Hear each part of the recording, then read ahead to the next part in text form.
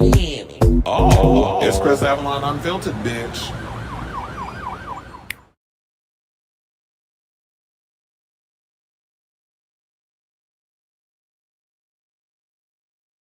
Hey y'all, welcome to the Chris Avalon Unfiltered podcast. It is, what is today, Wednesday? Look, the days is blurring. But anyway, hey, what's going on, everybody? It's your boy Chris Avalon, and welcome to a brand new episode of Chris Avalon Unfiltered, a show where we basically talk about all things going on in celebrity news, pop culture, hot topics, all of that good stuff.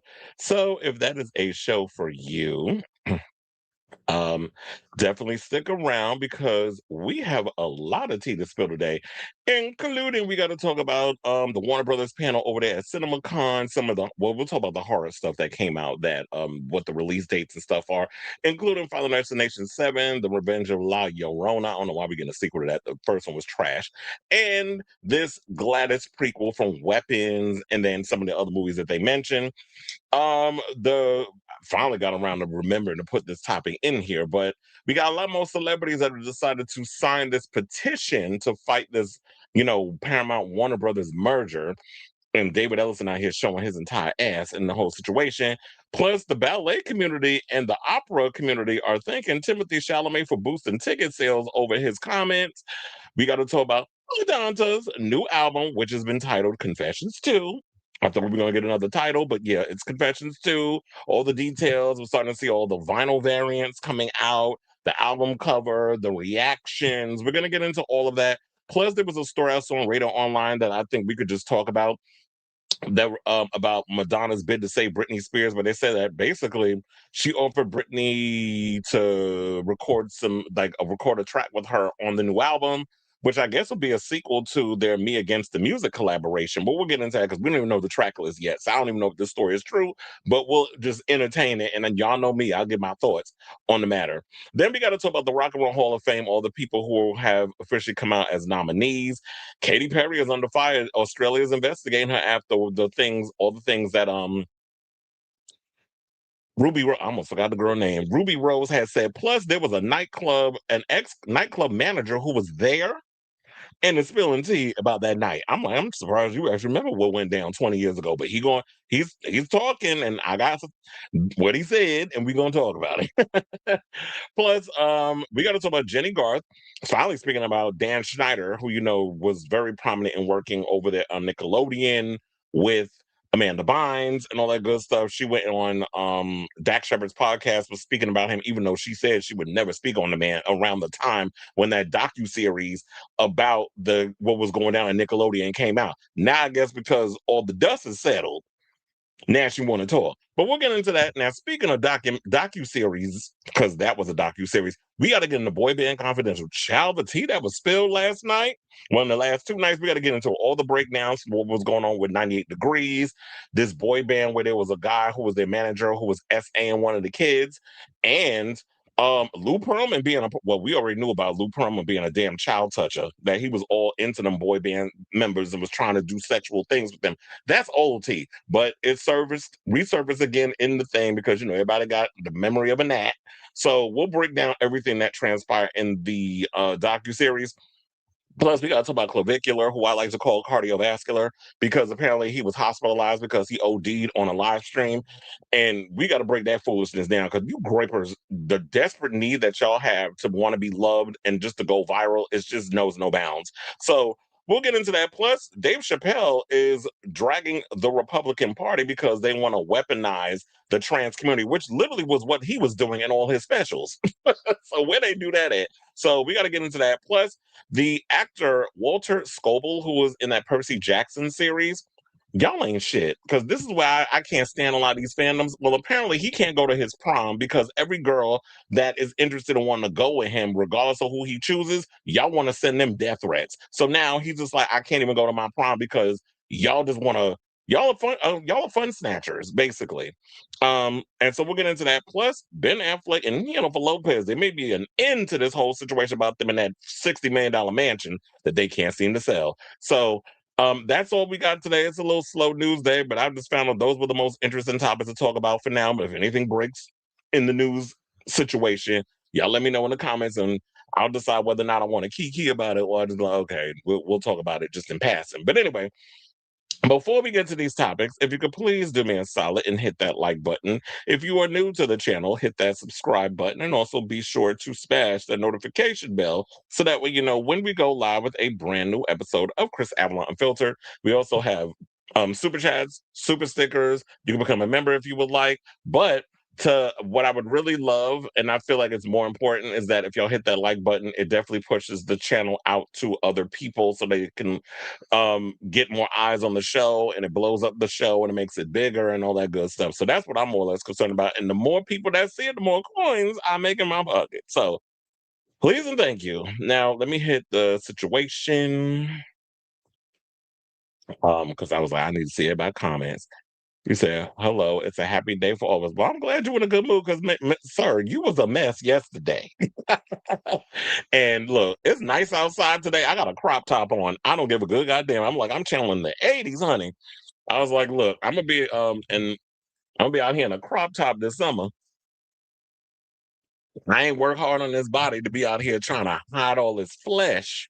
So I'm feeling holy and sanctified. I'm on the proud this summer. So hide your boyfriends and hide your husbands because I'm coming for them. When you get to the news, Santa has said it's not a sequel, but a continuation of the 2005.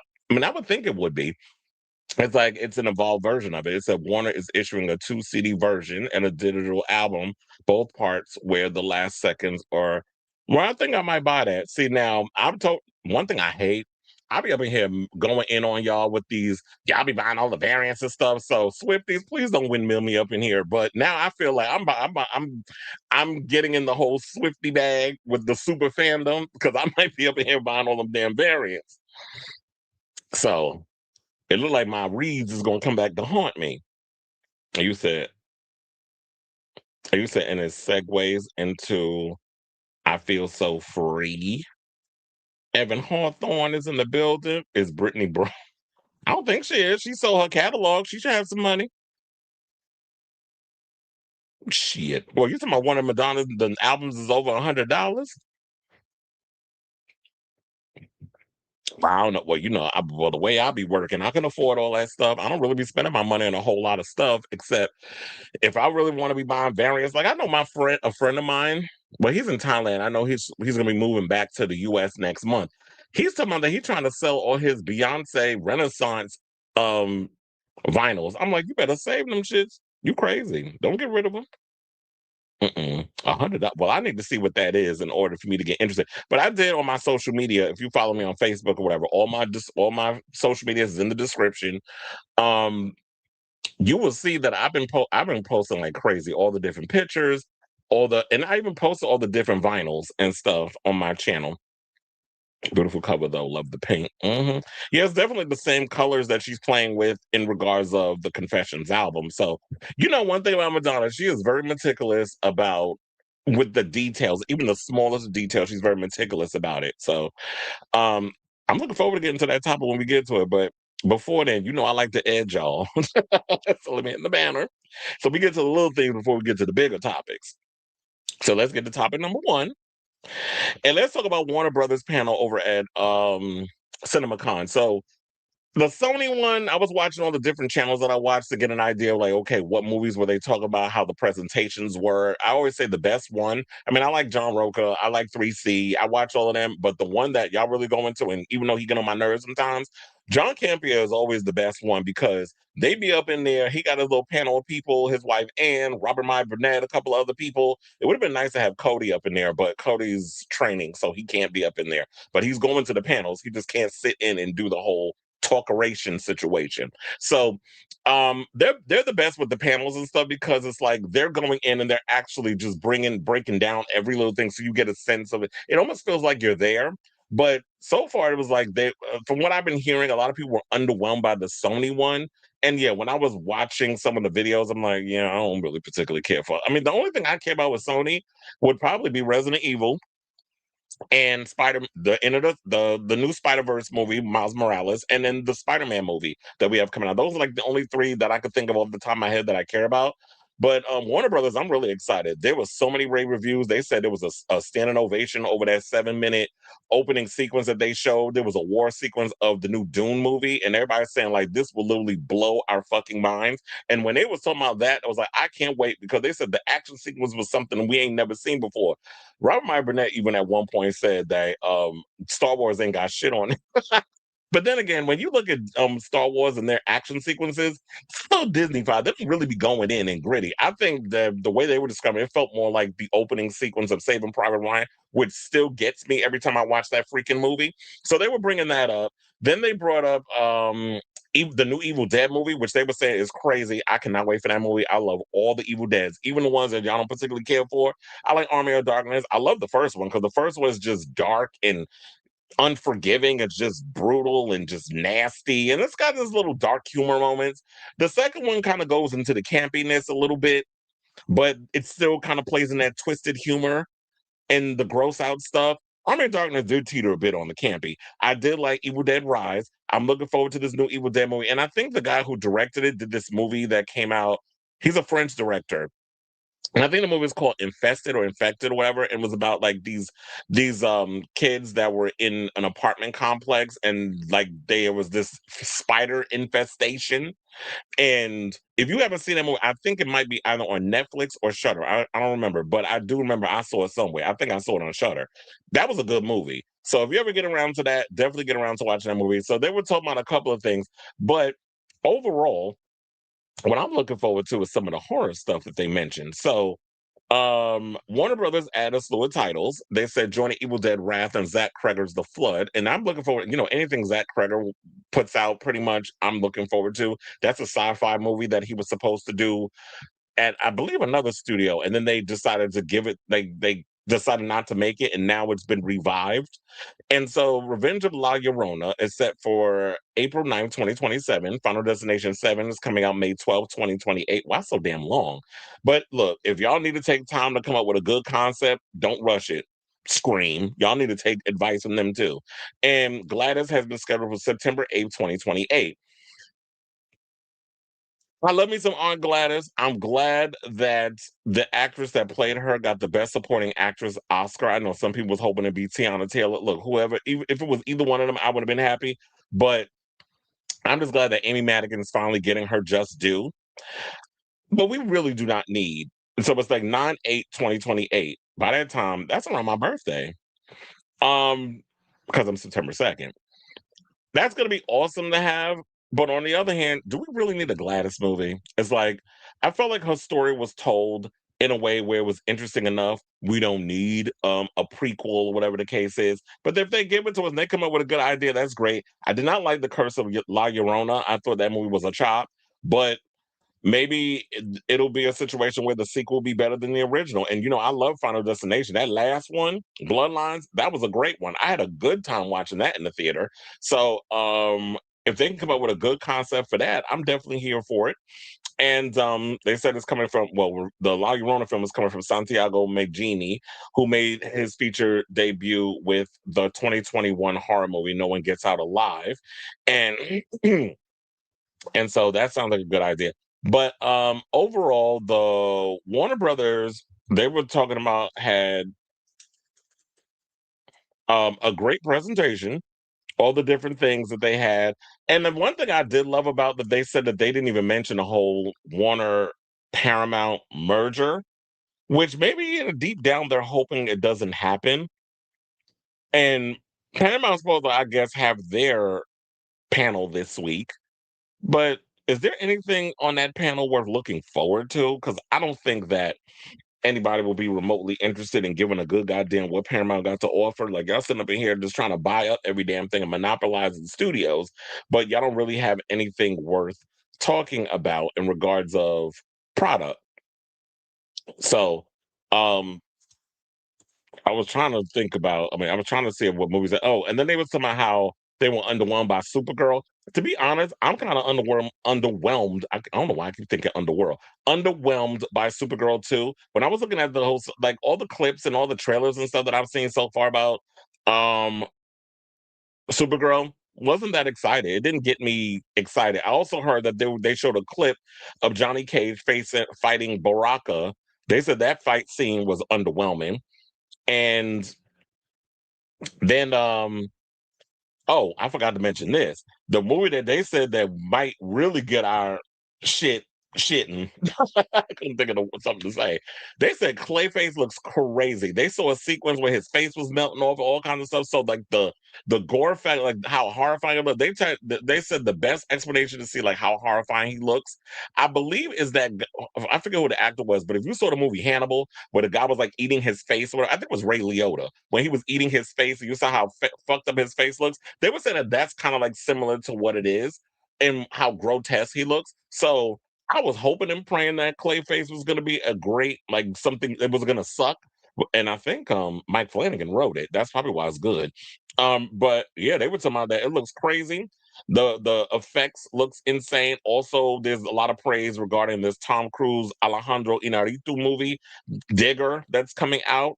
And I'm looking forward to seeing a trailer to that because I was really all at I didn't even know what the hell the movie was about. But since everybody's raving about it, I am genuinely curious. But yeah, I think I mentioned I think I mentioned the other movie, Evil Dead Burn was the name. But yeah, they were just talking about like how crazy there's a funeral sequence and all kinds of other craziness that's up in there. Then they did like a little sizzle reel, and so Warner Brothers is definitely trying to show like they genuinely care about movies and all this other stuff. And I hope that that's genuinely what Paramount wants because while they're buying it. But then again, I just saw a story where David Ellison, two strike. Well, he been on a strike situation. One of the strikes, they told me he can't make this Senate hearing to talk about this merger, which I hope they eat his ass alive on that panel over that because it was a death in the family. I'm like, okay, whatever. So they'll just reschedule. Then another story came out on the trays that he's doing a private dinner for the president. So if this ain't proving what I've been telling y'all the whole time, this agenda that the Ellisons have with appeasing the president and why they trying to buy up all these what is perceived as liberal corporations like movie studios and things of that nature, then y'all ain't been paying attention. So that's why I've been side-eyeing this whole thing the whole time. But overall, as I said before, you know what? I just realized when I was talking, I did not have up the picture of Gladys because I was busy running my damn mouth. But yeah, so overall, I would have to say, out of all these movies, I am a little skeptical in regards to the whole glass thing. But if Zach Kreger is writing it, co-writing it, I have faith that it might actually be good. And I do wonder, are you going to have Amy Madigan come back, or are you going to have some younger actor playing the character? 9 times out of 10, that doesn't work because y'all tried doing that with Furiosa and the movie flopped. Even though Furiosa was a good movie and I love Anya Taylor-Joy, y'all didn't see it for that film. A lot of people. So I don't know if this Gladys movie will work, but we'll see if people give a damn when the film comes out. La Llorona, I'm just like whatever, because Blumhouse, y'all be just y'all don't really be giving me what I need when it comes to the horror. Y'all been slipping. And Final Destination, I live for Final Destination because I was just seeing this report recently that this woman is suing a hospital, I think in Long Island, because her husband, and this made me think of Final Destination, got sucked into an MRI machine because he came in a room with a gold chain on. And we seen that scene in the last movie. I'm like, y'all don't watch horror films? I mean, they old, but I'm just like, it was the older black woman. And I'm like, y'all don't watch horror movies? And she was like, but she said they was up in there laughing or something when it happened. But I'm like, and then some people was like, well, they don't really tell you. I guess they were saying that they didn't tell them that you should take your jewelry and stuff off, especially if he's coming in the room to assist the wife. That should have been a conversation from the beginning. So if that's a thing, then you have a right to file a lawsuit. If the medical people, like the nurse or whatever, didn't tell the husband to take the jewelry off because you can't go in an MRI room, a room with an MRI machine where you got all this shit on you because them machines is powerful. They will suck you in. It is a giant. It's like one big giant magnet. It will suck you in and fold you up like a t-shirt. So I say all this to say, what do you guys think of this story? Have you been keeping up with what's going on in CinemaCon? Is there any of the movies that I mentioned in passing that you're interested in wanting to check out based off of some of the stuff I heard, or even these films? Do you care about? Are you looking forward to another Final Destination, or are you even interested in the movie about Aunt Gladys? Whatever your thoughts are, let me know in the comments down below.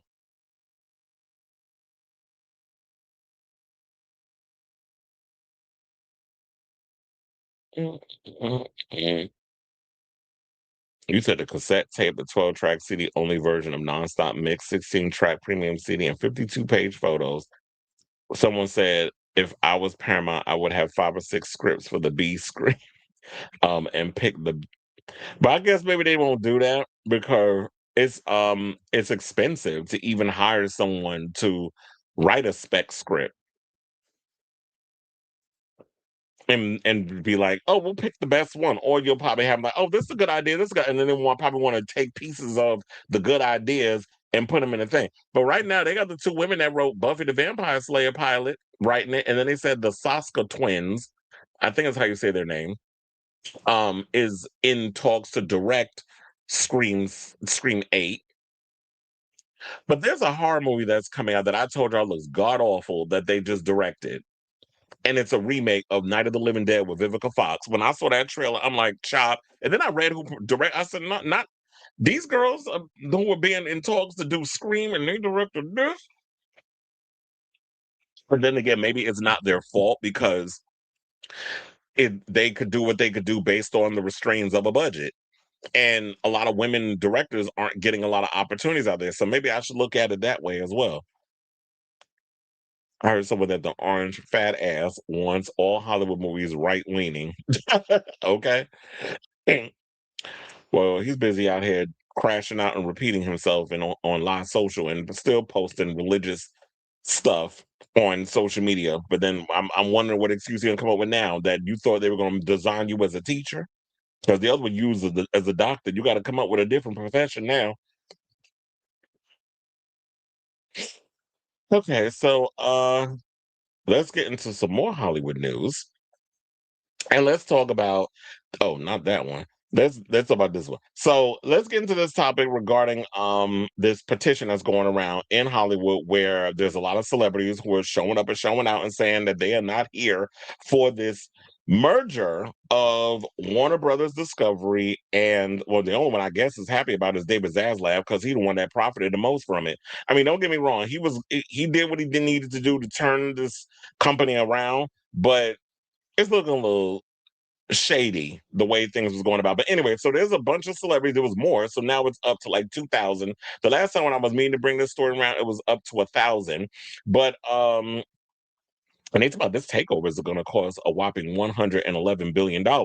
So Florence Pugh and Pedro Pascal are among the names to the now more than 2,000 Hollywood industry professionals who have signed an open letter opposing the Paramount Warner Brothers merger. New signatories also include Ed Norton and Atsuko Akatsuka, I think is how you say their name. Joaquin Phoenix, Ben Stiller, and Kristen Stewart are among the original signatures on the letter when it was initially released on Monday, April 13th, saying, quote, we are deeply concerned by indications of support for this merger that prioritize the interests of a small group of powerful stakeholders over the broader public good. This is what the letter said, which was published by the New York Times and available on the website blockthemerger.com, states the integrity, independence, and diversity of our industry would be grievously compromised. Competition is essential for a healthy economy and a healthy democracy. So is thoughtful regulation and enforcement.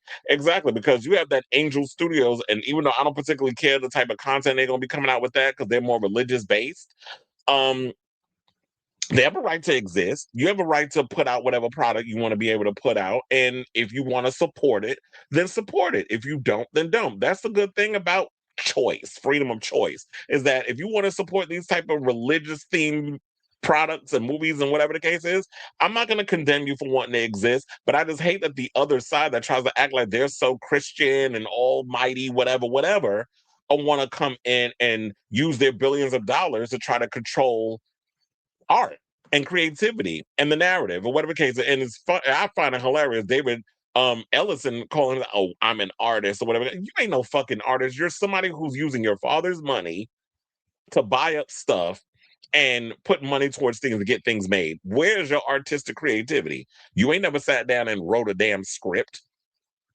or even did more of the artistic side of things, like or run a company in the way of, like, say, a James Gunn, who is an artist who now is a mogul in a way where he's co-running the DC universe.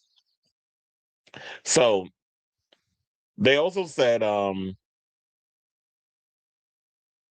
think I read that part already. Let me see what else it said. Okay, so then it said Paramount Skydance announces attended 111 billion acquisition of Warner Brothers Discovery in late February, of course, using also Saudi money. So I don't know how we're allowing people from other countries to come in and give you money. So now you're going to be cucked to these people. Now, if you was up in here acting like you rich and your daddy rich and things of that nature, why didn't you use your money to buy the thing? Now you got to go to outside sources to use Saudi Arabian people to give you money or whatever, which some people said Jared Kushner is attached to that. So it's all looking a little political in this situation. Now, they said Paramount issued a lengthy statement in response to the letter, saying, "We hear and understand the concerns that some, clearly you don't, that some in our creative community have raised and respect the committee to protecting and expanding creativity." You said a lot of that. You used that word creative and creativity a lot in this damn sentence. Now, the response added, "We have been clear in our commitments to do just that, increasing output to a maximum of 30 high quality feature films annually with full theatrical releases." And you need to explain how you plan on making that work. So, you're going to have an army of people that's going to be in writers' rooms coming up with 30 feature films? Because it is next to impossible to have 30 movies a year from just Warner Brothers alone coming out and getting those things made.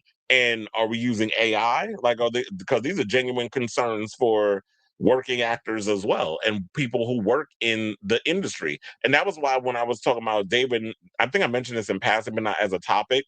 Damon Lindelof, who, was behind shows like Lost and a whole bunch of other shows, said the only reason why he signed, and he understands why a lot of his peers won't sign, but he signed because it's going to affect the crew. So the people that work behind the scenes, helping them, that you don't see, and I'm not just talking about the actors, the people that help put the sets and everything together and that do all the bells and whistles to make a movie what it is, they're the ones who are going to suffer at the end of the day, and they won't be able to feed their families.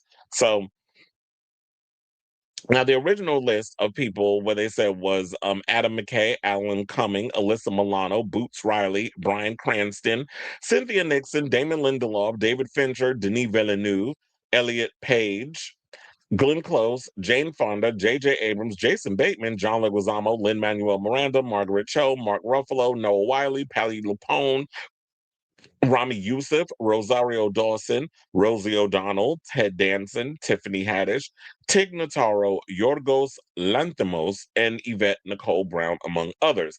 Now, at the Oscars in March, Jane Fonda wore a Block the Merger pin to advocate against the impending merger. She said, "We know Trump wants to hurt. She said, "We know Trump wants to hurt. I mean, I slept with the guy who created it." And talking about CNN. Because she was married to the man that created CNN. She said, "I have a personal stake in it," Fonda told Variety about CNN, referring to her 10-year marriage to network founder Ted Turner. CNN did not take positions. It reported the news. Well, they ain't doing that no more, because now they over here trying to bring on like nut jobs like Scott Jennings and all these other idiots to sit up there and just spew bullshit ass MAGA talking points and just lick the crack of Trump's ass, knowing full on well that y'all sit them here lying to the people. So now CNN ain't what it used to be. CNN is cooked. And you don't really go to CNN or MSNBC or MS Now, whatever the fuck it's called. I don't even go to those channels because they're so far behind of like being disingenuous and not telling people the truth. I don't watch what they say over there. That's more or less for a certain demographic, boomers, who still believe in a planet, or not even a planet, a country, United States, that ain't been what it has been in a long time. So they're still trying to hold on to what was instead of realizing what it is. So he said this pin is any merger, but the Paramount merger is really problematic. In order to get the permission to do the merger, they felt they had to cave to what Trump wanted, but we're going to win. Well, we'll see how it all works out, because who knows? Maybe they'll drag this to the point that by the time that man's out of office and they bring new people in, that they'll be like, no, the merger is not going to happen, and let Warner Brothers just sit as what it is. Let it sit in its debt. Let it try to crawl itself out of its debt, and let it do what it do. So we'll just have to see how this all plays out. I know a lot of people in Hollywood are scared right now to feel like what is the future of the industry? What's going to happen? All these other things, and we're just going to have to just play it, I guess, day by day, because Hollywood thrives on stress and fear. So we'll just have to play it day by day to see how it all turns out. I can't wait to see how this all turns out, in the words of RuPaul. So I say all this to say, what do you guys think of this story in regards to all of this, regarding this whole merger that a lot of celebrities are signing the petition? We'll see if it helps in any way, but if it comes to a point where David Ellis is going, well, who signed that thing? I'm a pretty much blacklist all of them. Then I said, then you ain't gonna have nobody working for your ass. Who you getting to work for you at this point? If you're gonna blacklist all these people because they don't agree with the political leanings or your political agenda that you're trying to attach to making movies, when that's not what this should be about. Warner Brothers, if they want to take on certain political things and make a movie surrounding that, that's that individual movie. But when you're trying to put a certain thing where you're trying to turn one studio to have a specific agenda, and we're seeing this happen with what you're doing with Paramount and what y'all have done with CNN, because you got that old pussy eating four-eyed bitch over there, Barry Weiss, fucking up the thing because she don't know what the hell she doing, and now you're going to try to trickle that over on this stream on this network. How do you expect people to react to the thing? So let me know what you guys think of this story in the comments down below. Hmm. Now I feel so free. I listened to that preview 100 times. I'm like, we'll get the full track this week. I listened to it once. I was like, I'll just wait till the song comes out and then I'll just react. I'm not just gonna sit and get caught up in this little snippet and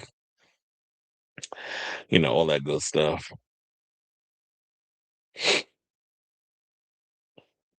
All right, y'all, let's get back into the show and let's talk about Timothy Chalamet, who is getting remember a couple of months ago, wasn't that long ago, but how he went and made the little comment while he was sitting doing an interview. I think it was for Variety or the Hollywood Report, one of the damn channels, or one of the trades, and he was having a little sit down with Matthew Greasy ass McConaughey, and he had made a comment about ballet and opera, which was not the first time he's ever done that. He's notorious for saying shady things about ballet and opera. Well, it looks like the ballet and opera community is thanking him for helping boost ticket sales. So all this outrage, everybody's saying whatever he's going to say. I guess in a way, I guess all publicity is good publicity at this point, because when you say something shady, it just reminded people, oh wait, the opera and ballet community still exists. Let me go see La Boheme. I don't know what's on Broadway. I mean, I don't know what's playing at the Opera House. I just like, let's just say La Boheme as an example. So controversial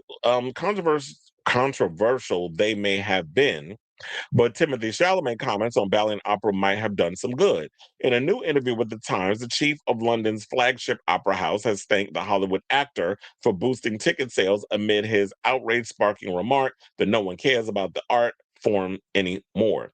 Now, Alex Beard of the Royal Ballet and Opera said public reaction to the Marty Supreme star's comments were fantastic.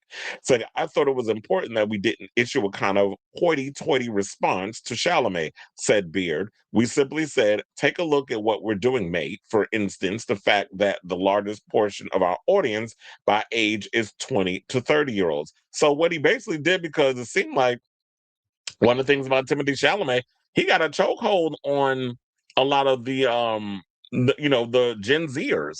So, and maybe a little couple of millennials, but for the most part, Gen Zers, they probably weren't really paying attention to ballet and opera, weren't interested, but because Timothy Chalamet is of the caliber that he is, they're like, you know what? Let me go see a ballet or an opera. And don't get me wrong, them tickets are expensive. And I've had the pleasure, luckily, of being able to go to a ballet and go to an opera house and experience that stuff. Whereas a lot of people aren't afforded those opportunities, seeing Broadway plays, all of those things. So and he said, and you know what? Our post got 2.5 million engagements and 500,000 shares just on Instagram. And our ticket sales got an immediate boost. So cheers, Timmy. Only this week, the Oscar nominee got some much needed support from Luca Guadagnino. Oh, yeah, that was what I was going to bring up, but they bring it up in here because Luke Guadagnino, who actually directed Timothy, and I think they only did one movie together. It was Call Me by Your Name. So he went on and said, like, he didn't understand why everybody was pouncing on Timothy over just one little thing that he said regarding ballet and opera. So here's what he said, because it was translated from Italian, and this is what he told La Stampa. He said, "I'm not on social media, and I don't understand how one single comment can become a planetary polemic. Polemic. Maybe Timothy could have spread himself, but he's young, smart, sensitive, and he fears that cinema could become marginal. And that's exactly why every form of imagination should be nurtured. We must unite the arts, not separate them." Well, that's not what Timothy said. It's like he just said something in passing, and that's what that was. So that's why people were relatively upset in this whole situation, is because of what he said in that situation. You pretty much broke it down and explained it way better than he did, because they're saying like, yeah, you don't understand why one comic could be an issue, that maybe he should have just spread it out and said that maybe he fears that cinema could become like a marginal thing. And maybe that's, if he would have said that, I think that would have been an easier pill to swallow for people, rather than him making the comment that he made, which of course offended people. Like, you trying to just throw shade at ballet and opera, whatever the case is. But I get it. He's young, as he said. He probably didn't have the ability. Like, he meant well in what he said.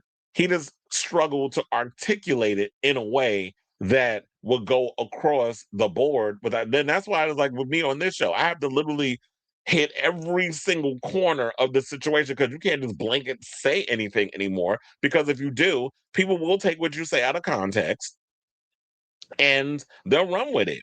And they'll try to accuse you of saying something you didn't even say. So I think you just have to be a little patient and take the time to articulate the things that you say better, rather than just making these blanket statements. And I guess, and also, Luca, you have to realize that the reason why people were going in on Timothy as hard as they were is because I think it was just this whole Marty Supreme rollout, and the way that he was coming across, like being a bit arrogant, and it just seemed like a lot of the method acting that was going into the whole promotional aspect of promoting the movie, I think, was kind of annoying people in a lot of ways. So it was a plethora of things. It wasn't just this one little incident. I think it was just a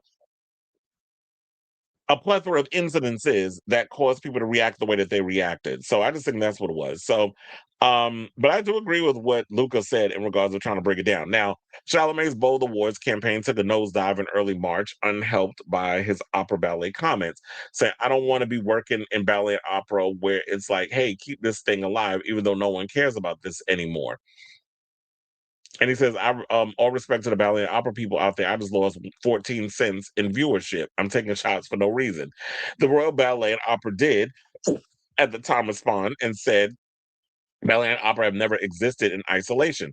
They have continually informed, inspired, and elevated other art forms. Their influence can be felt across theater, film, contemporary music, fashion, and beyond. For centuries, these disciplines have shaped the way artists create and audiences experience culture, and today millions of people around the world continue to enjoy and engage with them." So, like I said, I got what he said, understood what he said. I just feel like at this point, let's put this whole damn thing behind us and let's move on.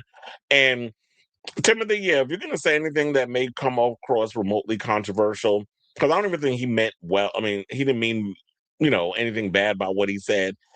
It was just I guess, the way he delivered it, and then he just didn't find a way to back it up.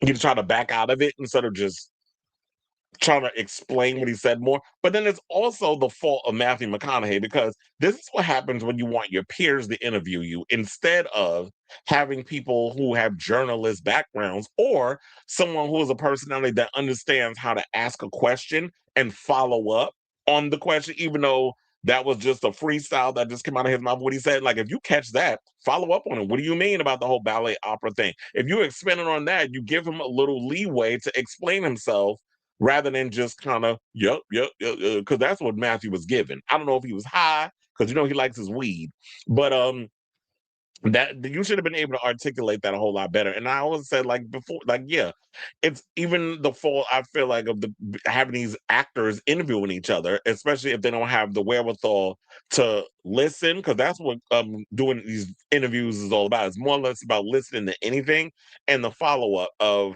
whatever it is the person is saying. So that way you kind of help clean up their mess a little bit, so that way they don't step in poo. So I say all this to say, what do you guys think of this story in regards of? And like I said, any again, it seemed like to me, any kind of publicity is good publicity. It helped out the ballet and opera community and got a lot of younger people interested in wanting to check out a ballet and opera. Now, whether or not they like it and they'll continue to go back, that's TBD. But for the most part, it seems like he helped boost sales. So thank you, I guess. So let me know what you guys think of this story in the comments down below. Hold on, y'all. I'm gonna go out because I don't know if it's freezing or not, but it looks like it's like I don't know. It looked like the way I was talking, it was like it's lagging. So let me go out a second, and I'm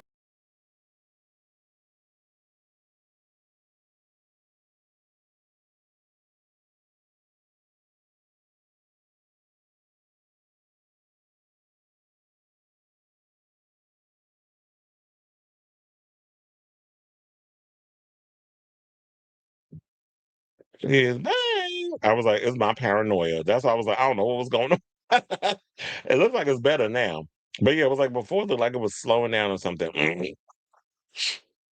Exactly, we don't because Trumpy Wood is that's short term, and people don't even start not to like him right now. Well, it's funny. I said start not to like him. He got a lot of people who don't like him, but it's like his followers are finally starting to wake up a little bit.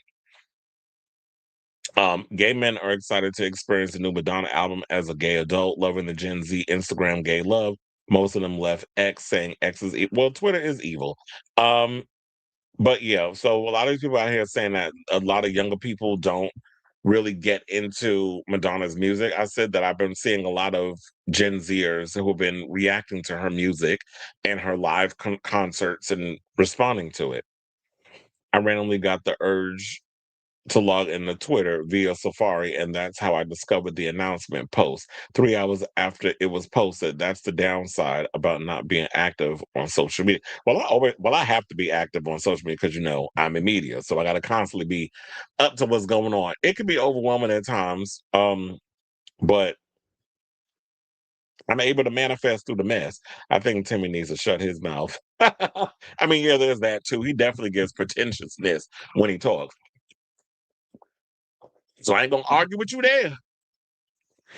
Anyway, all right, y'all. So now let's get back into some more hot topics. And who we talking about? Okay, let's talk about Tanta, who announced today. Yes, she officially announced. Because remember yesterday, I was like, she announced, but she really didn't announce.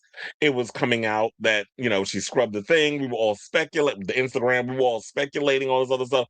Well, 24 hours later, M Dollar took herself to social media and dropped photos. Then we got variants of the vinyl, and she even announced the name of the album. And the name of the album is going to be called, drum roll, please.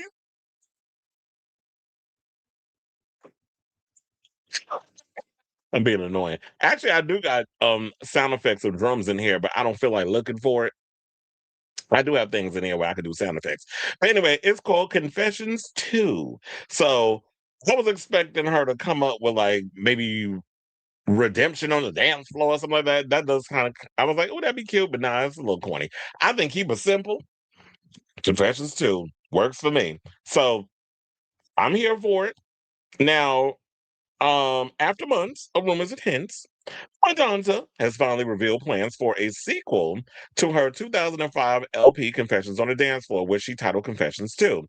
The album is set to come out July, and it's funny how we was up in here saying, when she kept saying Confessions 2, Confessions 2. In so many ways, when she was hashtagging that and putting that in her stuff, she was telling us what the album was. We just didn't catch on to it the whole time now that I think about it. So the album's actually coming out July 3rd. It was supposed to come out, I believe I told y'all June 17th or something or another, or yeah, sometime in June. But apparently, that is the same day Olivia Rodrigo was dropping her album. And because Olivia Rodrigo, no shade, is a big, and I don't want to say bigger star than Madonna because Madonna will always be an icon. But at this point, Olivia has a very huge career. A lot of young people love Olivia. I told y'all last year when she put out her last album, Guts, she did 4 nights at Madison Square Garden and sold it out. So she's got a huge fan base. She didn't want to have Madonna going up against, Olivia Rodrigo. So give her some space. You come out July 3rd, which I don't know if y'all know this, but July 3rd was the final night of her Madison Square Garden Confessions tour show in 2006. So makes sense. It's all working. It's all come together in every nation. And so now they're saying the name of the single is actually called One Step Away. So, and then she showed a brief visual teaser on her website. I will pull it up, but it has music and I don't want to get demonetized, but y'all can go over to her page and look at it. So she wrote the following. She said, um people think that dance music is superficial, but they got it all wrong. This is what she said in a statement. The dance floor is not just a place, it's a threshold, a ritualistic space where movement replaces language. Absolutely. And this is why I said this is someone who comes from the clubs, who comes from the dance music scene, Danceteria, um, Paradise Garage. Those were legendary nightclubs in New York City. I heard that she's sampling Little Louis Vega on this new single, which, the sleuths were sleuthing. I had a lot of my DJ friends um, who were on social media posting things and they're doing their little videos. I told her I know a lot of the people in the industry. So um, shout out to all of y'all. But this is someone who actually understands the true essence and art of dance music, not just jumping on it for a bandwagon. Because, like I told y'all, Madonna is someone who came from the clubs before she became the superstar that she is today. She also shared the manifesto that she established with confessions to producer Stuart Price when work began on the album. She said, "We must dance, celebrate, and pray with our bodies. These are things that we've been doing for thousands of years. They really are spiritual practices. After all, the dance floor is a ritualistic space. It's a place where you connect with your wounds, with your fragility. To rave is an art. It's about pushing your limits and connecting to the community of like minded people. Sound, light, and vibration reshape our perceptions, pulling us into a trance like state. The repetition of the bass, we don't just hear it, but we feel it, altering our consciousness and dissolving ego and time."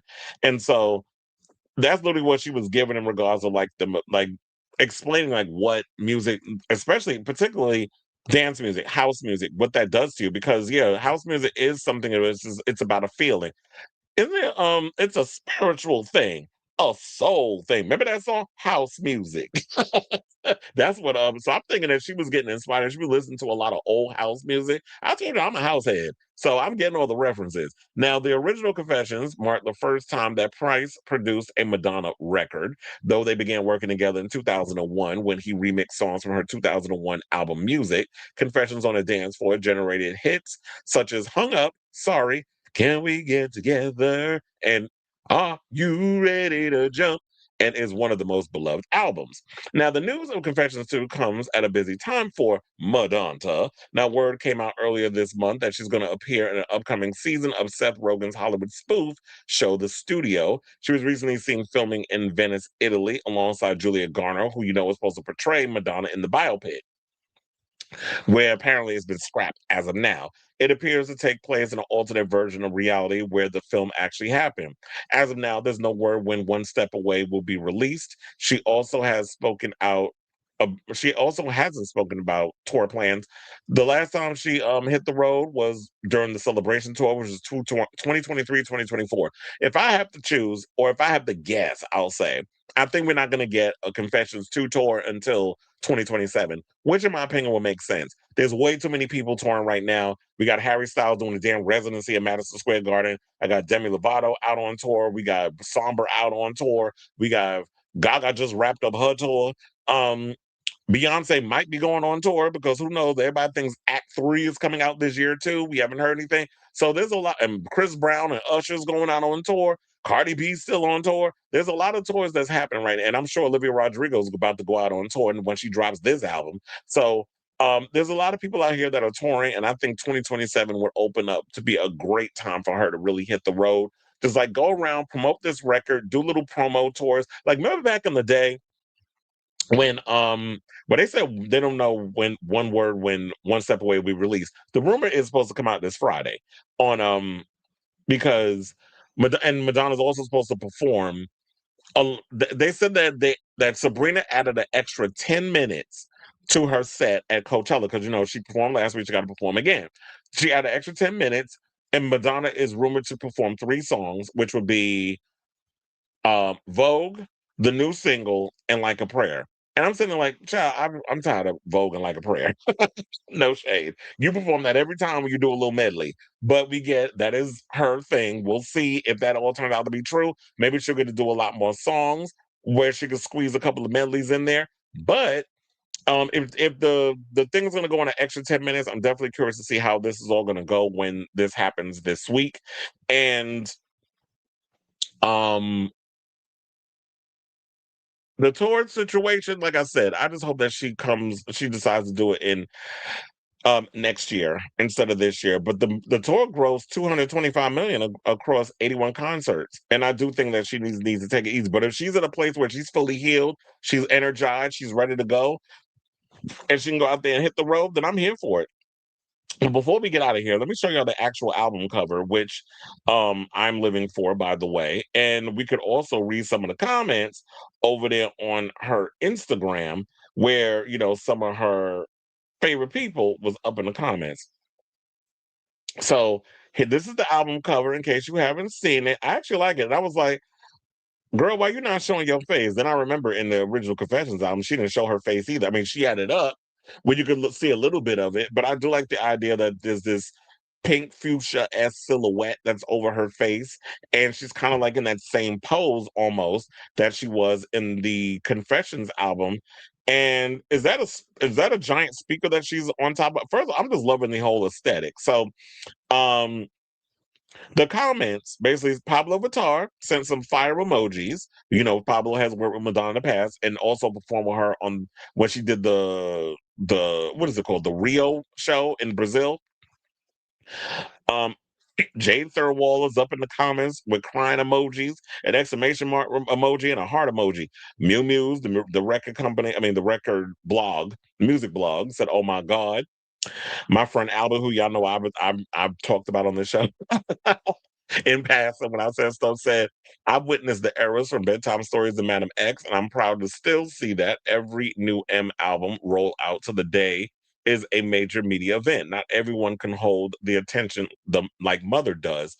Welcome to the ritual." Michelle Bassard said, "Alarm set." All right, let me like that comment.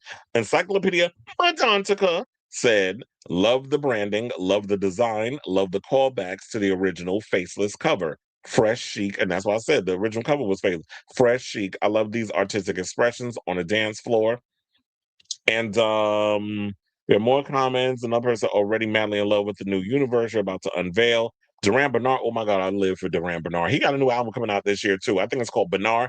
Definitely look that out. Go pre-order that record or put it in your Apple Music, your Spotify, whatever, because Duran sings down, and I love his last album where he was doing like house music. He is a singer, so we got to support our butch queens. And he said, "My mother's favorite Madonna album getting a sequel." Now I'm about to read you. Not you sitting here saying, "Not my mother's favorite Madonna album getting a sequel." You getting a lashing for that. Not that I wouldn't mind lashing him, and I'm talking about using my hand on that butt. Um,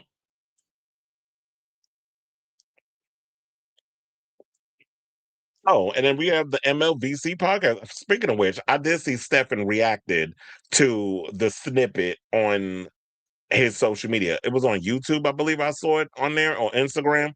So Stefan from the MLVC podcast, he did a reaction video and said hallelujah with purple emojis. So what that means, um we might be getting a podcast from them this week. Him, Liberty, and all the other two you're gonna have up there.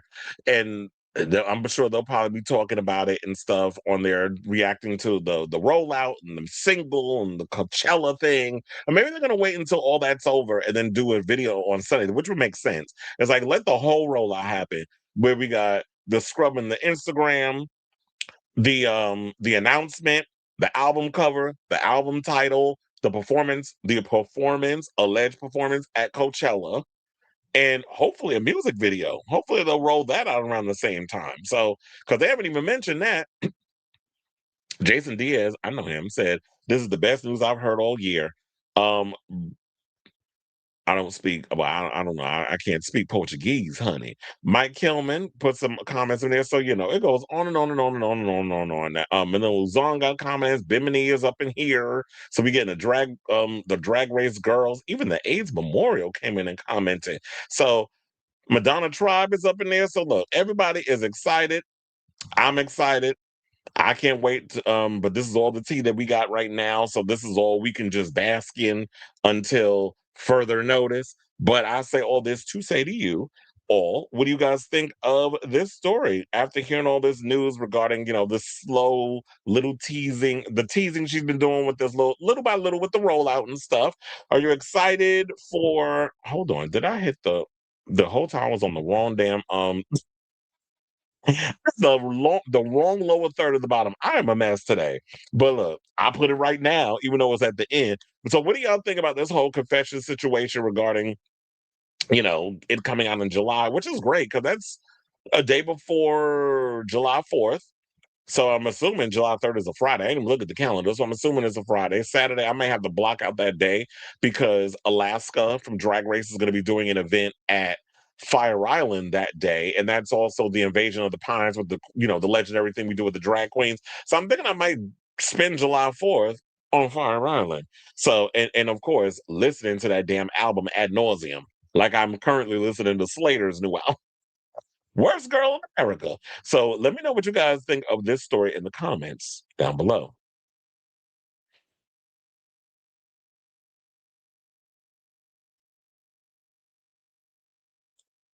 Excuse me.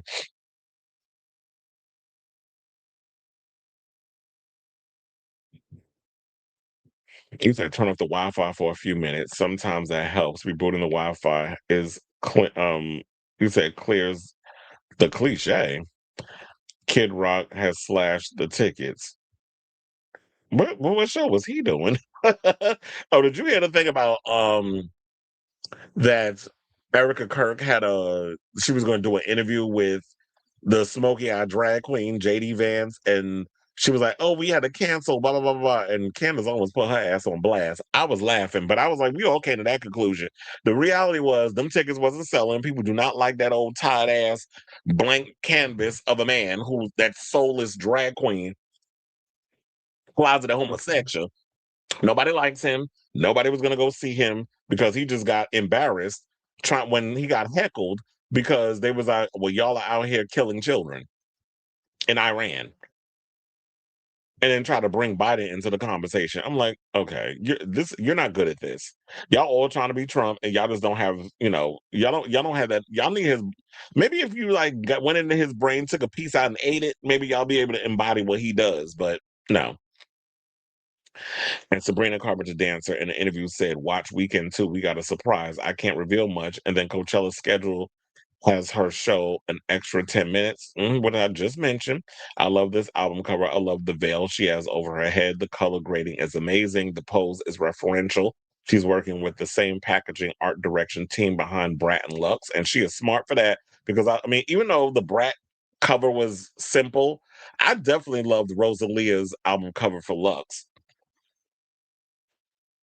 And the July release date has a better chance of getting number one on both. Um, what's YKAM? He said her statement about dance music is similar to how FKA Twigs talked about eusexual. Dance music is also political and going against the norms in society. And I definitely feel like she is going to get political because I saw a article. Where was it? Was it on Out or was it? Yeah, it was out. They did a whole article where they said Madonna's return is politically momentous for LGBTQ people. So, and it went through a whole thing. I thought about adding it to the docket and reading through it, but it's a lot. So, if y'all want to read that article, head over to out.com and it's right there on on the page.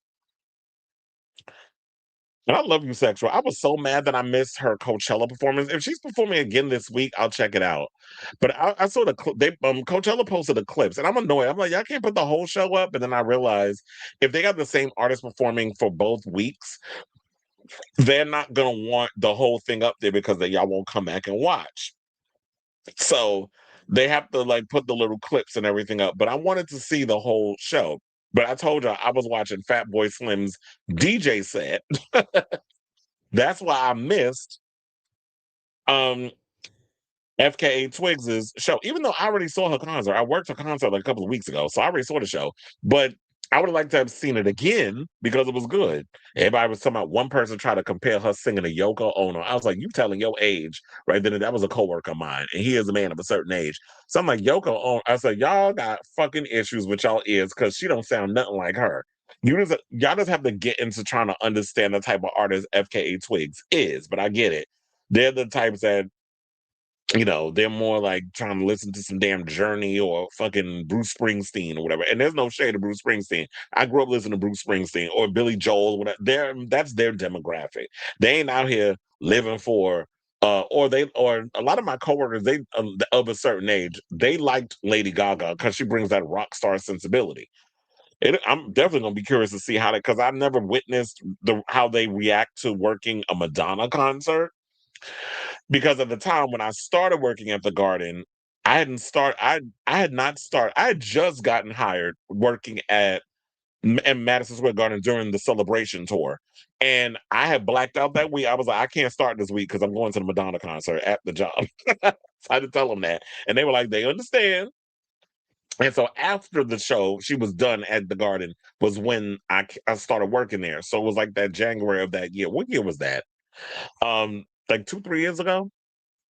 So yeah, so right after that is when I started working there. So I don't know what that experience is like having with my coworkers give me that experience. But child, when that happens, I'm gonna tell y'all what we was talking.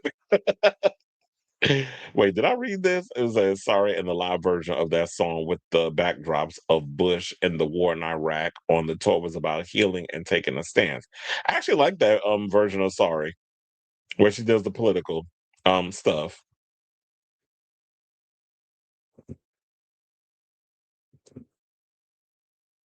He said someone said Madonna needs to do a full year at the Garden to give a letter to who she wait to give a letter to who she who shall not be named in classic trademark share. Follow this, you bitches. Well, Gaga did 9 dates. That last show was 9 official dates that she did at the Garden, all sold out. So if Madonna decides to pull a Harry Styles and says the only way that you can see me is you have to come to the Garden if in the United States. The only way you can see me is I'm going to literally do a residency, and if I was only going to do 50, not even 30 dates, push it up 20 more. Outdo Harry Styles and do 50 dates, and then you go to other different places. If she does something like that, that would be cool. He said, I was hoping she would perform 2 of her more recent viral songs with Sabrina, Into the Groove, What It Feels Like for a Girl, Material Girl, something her audience would actually know. Yeah, she's not going to do that. But yeah, those are the songs I heard. I'm like, we'll see what happens. The speaker in the photo shoot is from the 2000s. The speaker from the original 2005 album photo shoot was from the 80s. Is Madonna going to be in her Y2K bag? Well, I think Y2K kind of stuff is sort of coming back. That whole vibe, Andy Cohen has to stop his show and breaking gay news. Madonna is child. Andy Todd ass Cohen. They said, I'm gonna say it now. Madonna hasn't looked her hottest. The ageist bitches are shutting down. That's because she was starting to do all that damn plastic surgery. I was saying she need to leave that shit alone. It's a visual album. One of the 12-track version is a nonstop mix. I kind of wish. I always thought that Madonna was going to do a music video for every song. Can you imagine if you saying that now when she actually does go to the show and you say it's a great solid it's a great solid proof that Taylor Swift should take a break because 7 years since her last album, I haven't seen this excitement since MDNA. Yeah, and I think it's because I think more people are excited because it's a sequel of sorts or a continuation of an album that is loved by so many people. It's surprise. I guess it's surprising to a lot of people the amount of love that Confessions gets. Like I mean, those of us who are hardcore Madonna fans, we talk about the deep cuts and all that other stuff. But when you talk about a mainstream level, I think more people have always wanted Madonna for the kind of transition more into dance music because that is her wheelhouse. That's where she came from. But she was always going off and experimenting with all these different sounds and everything. Finally Enough Love did well on the charts. So people always like when Madonna goes into her whole dance music bag. And then she started getting more into electronic stuff and experimenting around Ray of Light and doing all of that stuff that way. That's where she started getting more artistic and experimenting with different sounds and things of that nature. But there's so much of a bigger response to Confessions, and I think that's what more people want out of her. But she always has to go up and do her own thing. At this point, I'm like, sis, you don't have to prove nothing to nobody. You can just do dance music for the rest of your life. The sound, everything about dance music is always evolving. So, but yeah, Taylor Swift, you do need to take a damn break because you just been out here reheating your nachos, and the fans are finally starting to catch on. He basically pleaded and said, "Stop being single issue voters. We got everything else you want. So what if fucked up on the war? That's one issue we failed." Sager said he's out of touch. Chill, I don't give a good idea about him. He's an idiot. Single issue voters. Did you grow up listening to Leonard Cohen? I was listening to him before you went live. That name sounds familiar. Maybe I need to Google him because then I'm like, yeah, I know who Leonard Cohen is. Didn't he work with Madonna? Oh, he had that song Hallelujah. Oh damn, he's a Virgo. September 21st. Oh, he died. He did, honey. He died in 2016. What is his most famous song? As I said, that Hallelujah song. I know that. I mean, I might be familiar with him because of, the songs or whatever, but the only song I know about him is, yeah, that Hallelujah song because it was, damn, I'm trying to remember what movie I was watching and it was in. But it's popped up in a lot of movies, a lot of TV shows, things of that nature. And so, yeah, I'm familiar with him, but yeah, I wasn't like I don't think I grew up listening to his music. All right, let me hurry up and see what else we're gonna be talking about with these comments. You said Madonna might go on RuPaul's show to promote the album when they film the premiere episode late next month. This would be the perfect. I hope that she decides to be like, you know what, Madonna, we need you to go over there on Drag Race because yeah, they're gonna start filming season 19. And if they start doing season 19, this is the perfect time to get Madonna to come on the show and the queens to pay homage to her with the fashions. We're not going to do again like they did before. Remember when all of the girls except one came out with a kimono? I'm like, y'all could come up with something else. They all came out with a damn kimono on. And so that's when they had to be real strict on what the girls brought. But that would be great if she could finally get on there. So whatever issue she got with Rue or whatever issue, the stalking with Michelle Visage, whatever the case is, I hope they're able to, make it work and get on it because she definitely needs to go to Drag Race. She is such a quintessential part of queer culture, drag culture, that sort of thing. So why not? I need her on there, and Cher needs to go on there too. We've had Sonny Bono. Well, no, we not Sonny Chaz. We've had Chaz on the show, but never Sonny or Cher. We don't need Sonny. We care more about Cher because Cher has the outfits and the classics.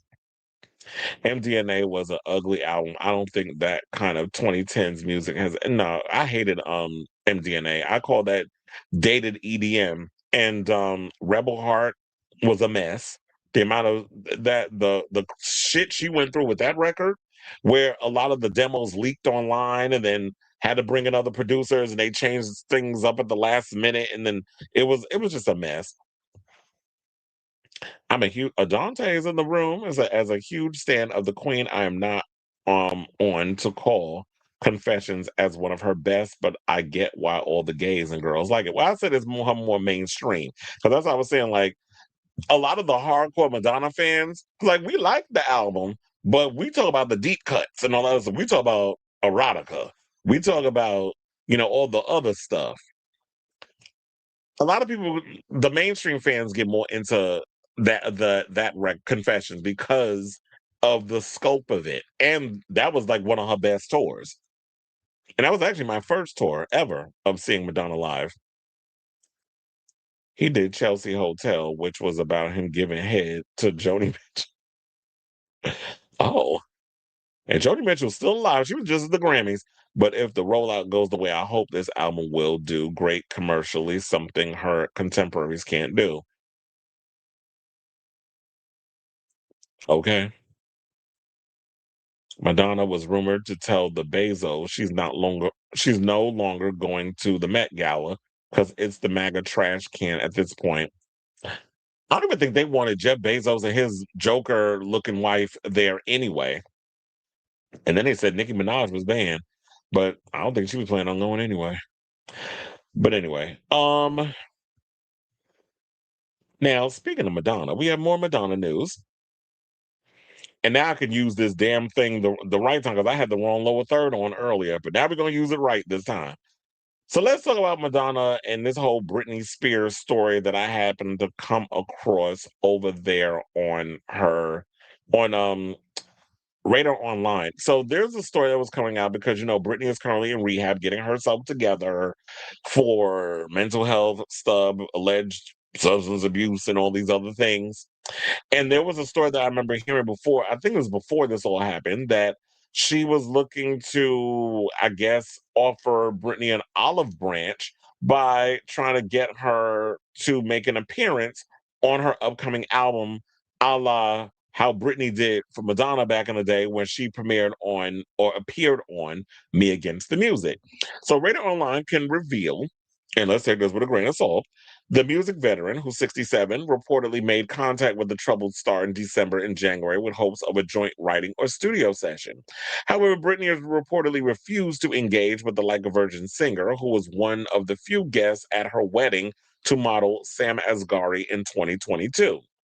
A collaboration between the two superstars would be huge for the pop universe 23 years after their hit Me Against the Music. The year 2003, they also made global headlines when they kissed on stage at the VMAs, which y'all can pretty much see in the picture I got up there. Now, Madonna hopes offering and Madonna hopes offering Spears a way back into music may help her following recent well-documented troubles. An insider told The Sun Madonna believes Britney is not just a brilliant artist, but a lovely person. They had a great time in the past working together and had touched on working together again. Now, Madonna felt that Britney would bring something to her new album or perhaps join for a writing idea, added the insider. She feels a connection to Britney that has been a vocal supporter of her, despite all the concern about her welfare in the last couple of years. Now, Madonna is one of the few people on the planet to understand the stresses and troubles of being one of the most famous people in the world. As for Spears, she said she is unsure she will ever return to music, although she did have a UK number three, sorry, in 2022 for her duet with Elton John on what I like to call Hold Me Closer, Tony Danza. Now, Radar Online recently told how Spears had allegedly fallen in with a sketchy crowd since her 13-year conservatorship ended in late 2021, and how the troubled hitmaker terrified loved ones and the desperate um ones are desperate to snatch her from the jaws of potential danger. An insider claimed the crew Britney is surrounding herself with right now is incredibly shady. A lot of these guys have criminal histories. Apparently, there are known drug dealers in the mix and other types that want to make a buck off her. These are the exact type of characters her family always feared would take advantage of her and drag her back into rock bottom. And I know a lot of people say, well, y'all ain't no damn better, because a lot of people feel that Britney's family took advantage of her as well. So it's like now you surrounding yourself with all these shady people, and there's a lot of shady people that be running around LA. And with Britney being who she is an easy target. She's vulnerable. She's someone who's probably just looking for a connection, looking for love, looking for somebody to actually give a damn about her. And she's surrounding herself with these sketchy people. Now, regards to the whole Madonna Britney thing, in a perfect world, I would love for them to do a collaboration and a sequel of sorts. We're getting I mean, even though she says it's not a sequel, we're getting a sequel of sorts with Confessions too. To have Britney and Madonna come back and do a song together, it needs to feel right. It needs to feel authentic. And I feel like maybe, and this is me holding out, or just being hopeful, that Britney will, with her rehabilitation that she's going through right now, that maybe it will reignite something in her to be like, you know what? The creative juices are flowing. I want to get out there and make music again, and on my own terms, because that's what I always thought that this was going to be. It's like, okay, so you're no longer in the conservatorship. Your parents have no more ties over you. They don't have anything over you anymore. You're a free woman, and you can go off and work on getting your mind right, your body right, and do all the things you need to do. But it just seems like she hasn't been able to get out of the traumatic aspect of what she went through, and has allowed her demons to, take over her. And so she's just been out here in them, as I always said, them Gerber baby damn panties in that foyer, twirling with that old nappy headed ass weave she be wearing, that smoky eyed smeared makeup, looking a mess. And y'all want to talk about leave Britney alone. And I'm sitting there like, but you keep posting the same video online. You expect people not to react to it? And y'all trying to act like this is normal when it's not? So I'm glad that she's getting the help that she needs. I don't know if getting in the studio and being creative in that way is the right way to go about it. Maybe down the road she'll get inspired and something will make her want to get up and create something. But I just don't think that that somebody could be so traumatized with what happened to them that they just hate end up hating the thing that they actually grew to love. It's like you got to find your way back to loving the thing that was ruined for you by them assholes. And by them assholes, I mean them Spears relatives, allegedly, and all the other people that was getting caught up in the situation. So I'm glad that she's getting herself together. I'm glad that she's working on herself, her mind, her body, and her spirit. And yeah, Madonna, I think you need to focus on you. I don't think you need to be focused on trying to play into this new generation of people. Like, I get the whole idea of you using Coachella and this marking 20 years since you last performed at Coachella in the small town. I think it was the Sahara tent. Um, I like the idea that you're using this whole Sabrina Carpenter thing, and maybe that's a way for you to introduce the music video that y'all did together, because she's in the video from what we're hearing, and using her stage to present your new single and perform and all that other stuff. All eyes gonna be on you, and we're gonna have them people out here hating about, all right, grandma, look at grandma, hang it up, grandma. Like, that's the best I can come out with. Like, you sit there hating on a woman who's 67 years old, who's living her best life and doing all the things you wish you was doing, not only in this time as you being a young buck, even if you are actually young, or you hoping and praying that you get to be 67 and being able to do the things you want to do with absolute no regrets. So the ageism shit sends me, because I'm like, we all have to get old one day. And I'll be Madonna's age in 20 plus years. And I'm looking forward to it. And I still hope I'm looking youthful and fabulous and pulling men half my age. Because I ain't fucking somebody that's going to be the same age as me. I need some of that young pussy. But anyway, so I say all this to say, what do you guys think of this story regarding they said take it as a grain of salt, but I kind of, now reading through it, I'm like, okay, I could definitely see where they were going with this.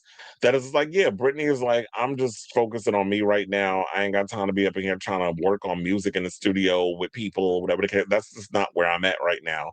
I just want to be in my house on my phone, twirling in my foyer, in my Gerber baby panties, in my little crop top, and calling it a day. In my without no shoes on. So let me know what you guys think of this story in the comments down below.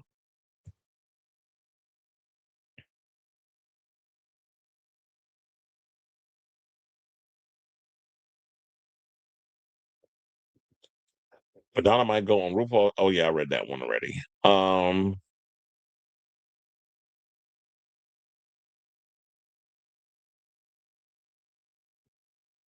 Hold on. He said, like Dante said, there was buzz outside the fandom when Here for the Flop was announced.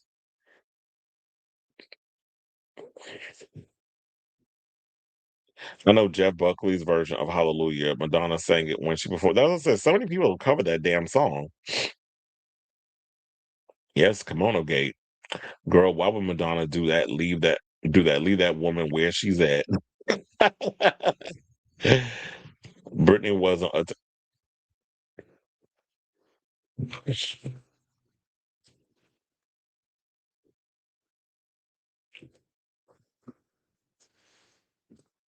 no comment. Britney could dance. Britney could perform. Now the singing, ma'am, I don't know what that was, but at least she sounded good when she was on Star Search. He said, "I don't like Me Against the Music. I think it's one of the worst songs on In the Zone. It's mainly the production. I wish they actually made a solid. I guess you made a solid song together because that was not it." It was originally going to be a solo Britney song until they added Madonna's vocals to it last minute. Hence why Britney never responds to, "Hey, Britney, you said you want to lose control." Hmm. I don't see Britney coming back, especially since she sold her catalog. The only reason why she would leave the knives in the kitchen in order to is if she runs out of money.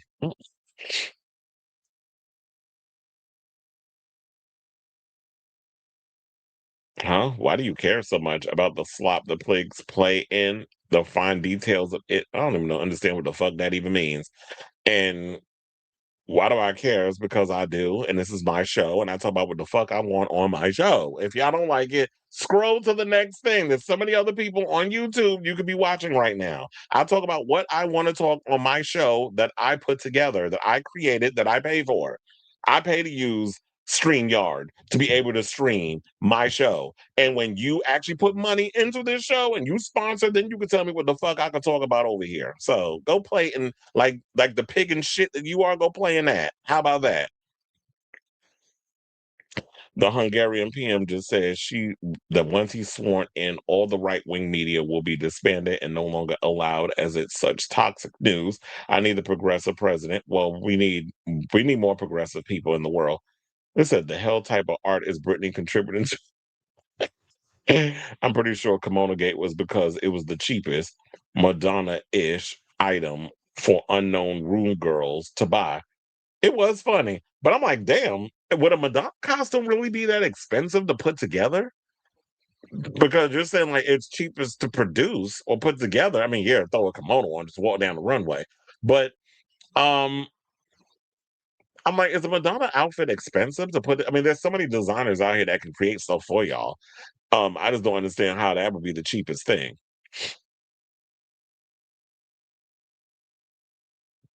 But yeah, it was funny. Anyway, all right, let's talk some more music news. And let's talk about the Rock and Roll Hall of Fame. So the inductees have officially been announced, which is awesome and everything. Child, they done ignored Mariah again. She ain't never gonna get one at this point. Never gonna get it, never gonna get it, never gonna get it, never gonna get it, never gonna get it, never gonna get it, never gonna get it. No, no. But anyway, yeah, she's not gonna get that damn um Rock and Roll Hall of Fame situation because y'all just keep playing in her face. But anyway, so let's get into the class of 2026. So now the Wonderwall Oasis reference of secrecy has come down, and the voters' wishes for who will make it into the Rock and Roll Hall of Fame have now become known. The eight performers voted into the class of 2026 are Phil Collins. You know, I do love me some Phil Collins. I grew up listening to Phil Collins and Genesis. So Phil Collins, Billy Idol. I listened to Billy, grew up listening to Billy Idol too. Iron Maiden, Joy Division, New Order. I love New Order, so I grew up listening to their music as well. Oasis, Sade, and I'm living for the fact that Sade is finally getting acknowledged because she's everything. And then I know some people look at it as like Sade ain't rock. We're not literally talking about rock and roll. I think rock and roll has the lines have been blurred in regards because I've heard a lot of people say that. Like y'all nominating people, especially because we got Sade, Luther Vandross, and Wu-Tang up in here. Um, they look at it as like that's not real rock and roll. I'm like, but what is your definition of rock and roll? It's not just strumming a guitar and hard drums and all other stuff. I always look at rock and roll as not just the music; it's an attitude. It's a sense of captivating an audience and your impact on a community of people as a musician. So that's how I look at rock and roll and what the definition of the Rock and Roll Hall of Fame is. So they also said there were 17 nominees put up for a selection this year, more than ever. And Pink didn't get picked, but that's one time. We could try her again next year. Um, the results of the balloting mean that 9 contenders did not make it to 2026. I think New Edition were nominated, and I think New Edition was complaining, saying like there's a lot of um what's the word? A lot of rigor mortis, I'll say. Shout out to Alyssa Edwards. A lot of rigor mortis going on in the voting process. I believe that was a complaint that they made on it. Well, Sean, now you out here complaining, you might not ever get a nomination since you put that out there in these streets. But so yeah, they said the hall would surely prefer that you not call them snubs. And the people who did not make it this year would be the Black Crows, Jeff Buckley, as we mentioned earlier, Mariah Carey, Melissa Etheridge, Lauren Hill, NXS, New Edition, Pink, and Shakira. Funny enough, let me bring up NXS. Shout out to Michael Hutchins. You know, Kylie Minogue dated him back in the day.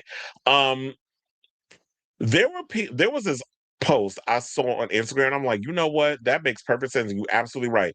A lot of people were saying like a lot of artists that y'all been listening to these days, particularly Dula Peep and people like what the hell's his name? Harry Styles, so many others have been taking inspiration from INXS and putting it on their music, and they're not getting the proper credit that they deserve. So if you've never heard the influence of INXS and their music, definitely check them out because INXS, you be surprised like, wait, they did that song? Yes, and did. So, so I was like, yeah, NXS, New Edition, Pink, and Shakira. Now, but the whole finds other ways to be encompassing. So there aren't just 8 inductees this year, but a whopping 18. Now, the remaining 10 are selected outside of the wider voting process by Rock Hall committee members and come in not as performers per se, but in the categories of early influences, musical excellence, and the singular Ahmet Artagun Award. So the additional inductees are we have Early Influence Award, which will go to Celia Cruz, and I love me some Celia Cruz. You know, I used to live for her back in the day. May she rest in peace. Fela Kuti, Queen Latifah, UNITY. So we got 2 lesbians on this list. We got Queen Latifah and MC Light, and we got Graham Parsons. And then we got Musical Excellence Award, Linda Creed, Arif Martin, Jimmy Miller, and Rick Rubin. The only person I know on this list is Rick Rubin because he was a prominent producer back in the day. Like he produced the Beastie Boys, some of the other artists, iconic artists. Then we have Ahmet Artagun Award is going to go to Ed Sullivan. Now they also said that the honorees were announced live on air during Monday night episode of that dry ass show American Idol by 2022 Hall of Fame inductee Lionel Richie and Ryan Gaycrest in a Hall of Fame themed episode. The induction ceremony will take place November 14th in LA and will be seen on ABC and Disney Plus at some point in December, producers announced. In the previous 3 years since Disney got rights to air the show from 2023 to 2025, the full show was aired live on Disney Plus before an edited version was shown months later on ABC. But it appears that a live broadcast has been scotched for 2026. And I think that's what people want to see. We don't want to see no chopped up, edited, chopped and screwed, edited version of the show. We want to see the whole damn thing. Especially we want to see like all the bells and whistles and nuance. If you care about all that, if you like to nerd out on that type of stuff, you want to see everything. So they also talk about Oasis, Iron Maiden, and Joy Division / New Order got voted in on their third try. It was the second time being up for the honor for Sade and Idol. And two other first timers besides Collins made it on their first nomination. That would be Vandross and Wu-Tang Clan. Notably, Parsons said the nominated Parsons had been nominated 3 times, the last being in more than 20 years ago, and Cootie got nominated twice previously, but neither has been voted in. The introduction show in the early influence category represents one of the work arounds the committee has come up with for artists who have proven time and time again they can't sway enough voters to get in. And so they said, and yet who constantly comes up on the top of nearly everyone's how is it possible they aren't in list? And that'll be Celia Cruz, Queen Latifah, and MC Light, who have never been nominated. So New Edition was the winner of the fan favorite, which is seen as a growing tally online every year with the collective vote, not counting for much in reality, though the group failed to earn a spot in the top 8. So the article gets pretty lengthy. It goes on and on and on. They also talk about ticket information for the October induction ceremony, which will take place again at LA's Peacock Theater, will be announced later. And now in 2027, the induction will rotate back for a year to Cleveland, home of the Hall's namesake museum. So shout out to all the inductees. This should be an interesting thing. I'll definitely be checking it out when it hits the airwaves. But in the meantime, what do you guys think of this list of people who made the Rock and Roll Hall of Fame? Are you upset that some of the others did not make the list? And what do you think about the overall list that I just mentioned? So, whatever your thoughts are, let me know in the comments down below.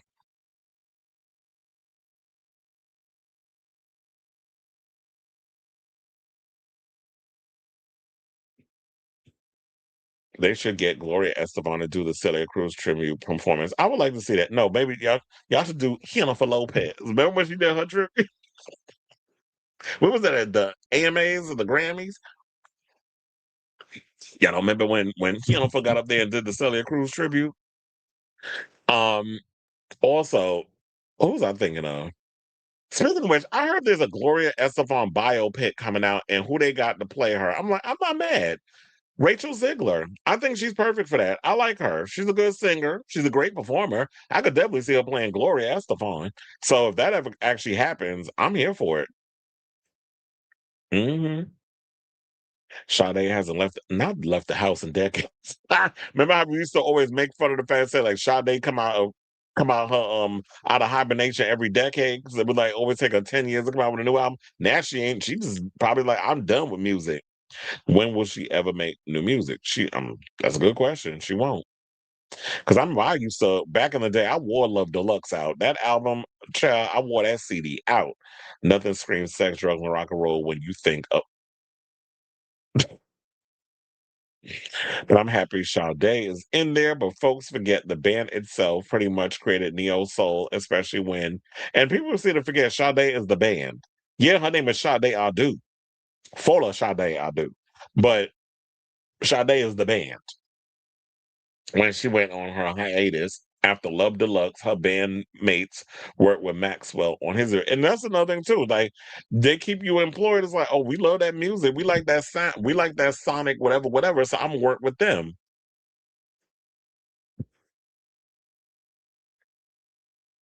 That was like I was thinking, I was like, if there was any artist that I would work with that if I wanted to put like if I had my own band and there was somebody I wanted to produce my album, who would it be? And I said Boys Noise because I like the fact of taking alternative rock and and marrying it with dance electronic music and taking that marriage and putting it together. I think it just creates this crazy soundscape. And he said, didn't Dula Peep sample an NXX song? Yes, that's why I was bringing it up. That song, dun, dun, dun, dun, dun, dun, dun, dun, that's in excess. What's it called? Break My Heart? I don't be knowing her titles. I just be hearing the songs, but oh, I know that song, and I sing along. That's from NXS. And you said, yeah, so Dula Peep definitely did. And they was talking about even Harry Styles of his new album was inspired by NXS. Shakira made rock music. I don't know why no one get absolutely, because if you listen to a lot of her music, even that song, even like her breakout single, Ojos Así, there's rock in there.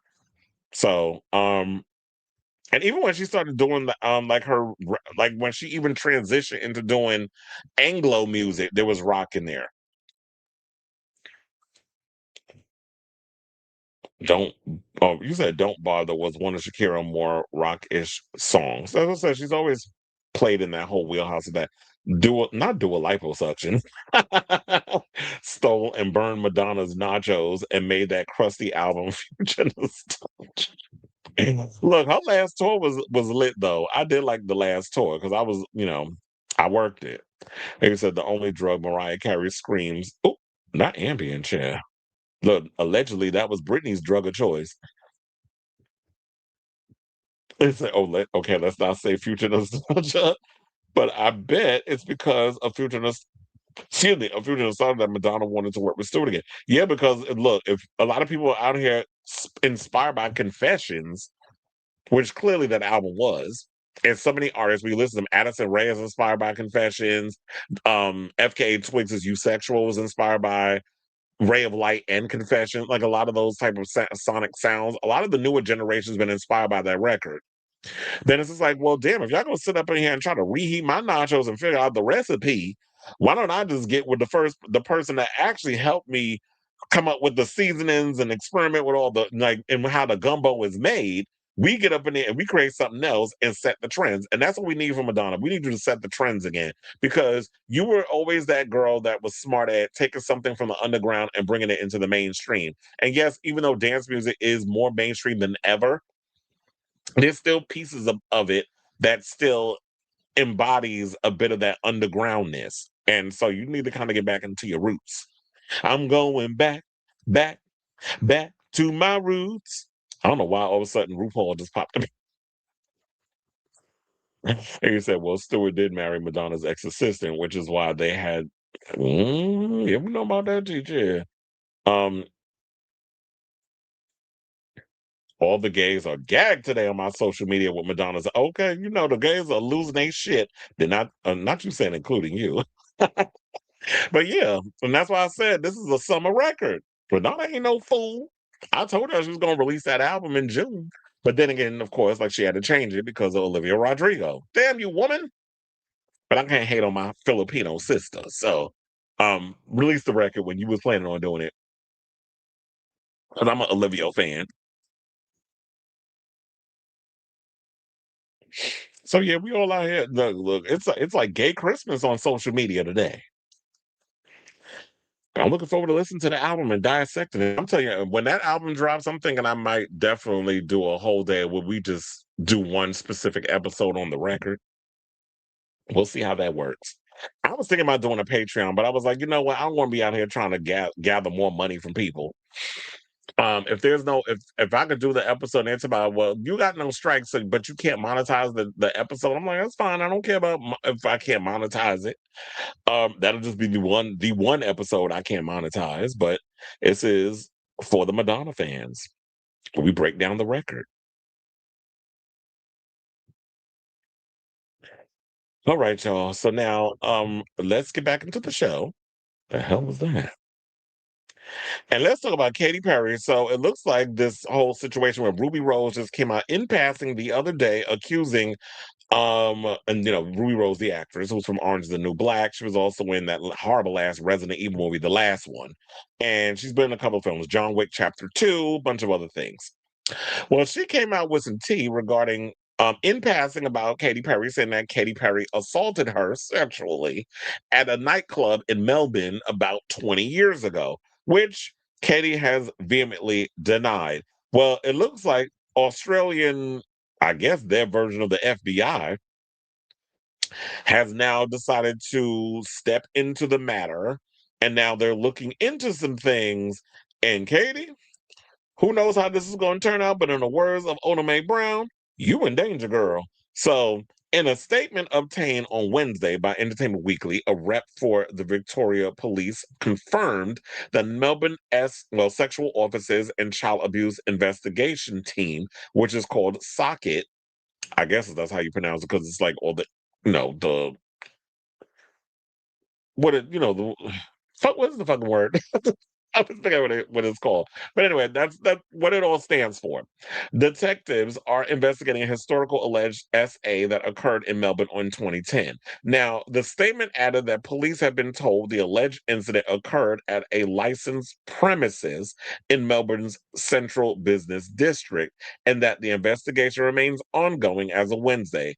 It would be inappropriate to comment further at this stage. So, and I should let you know, Entertainment Weekly, and I'm sure a bunch of others have reached out to reps for Katy Perry, and she has not spoken about it, except to say at the time when Ruby said what she said, it's a bunch of damn lies.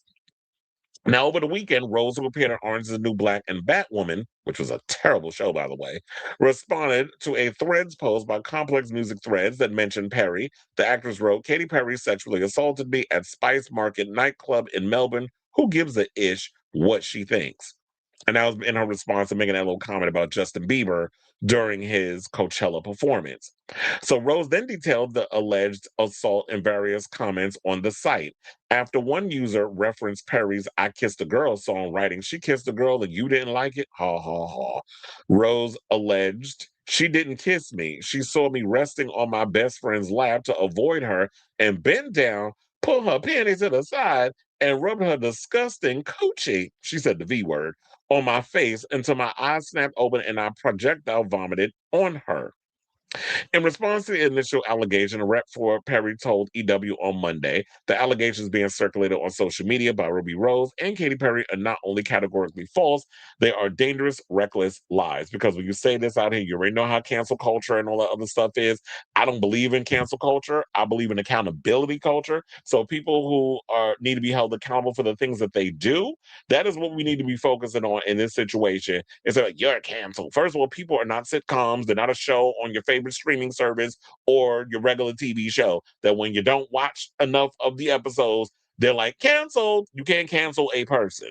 Now, you can hold them accountable and want nothing to do with them. And then you see this fallout like with Kanye and all these other companies that are, and these promoters who are no longer interested in wanting to back any of his projects, be it touring or whatever the case is. That's the accountability. That's the repercussions of your actions taking place, hence accountability.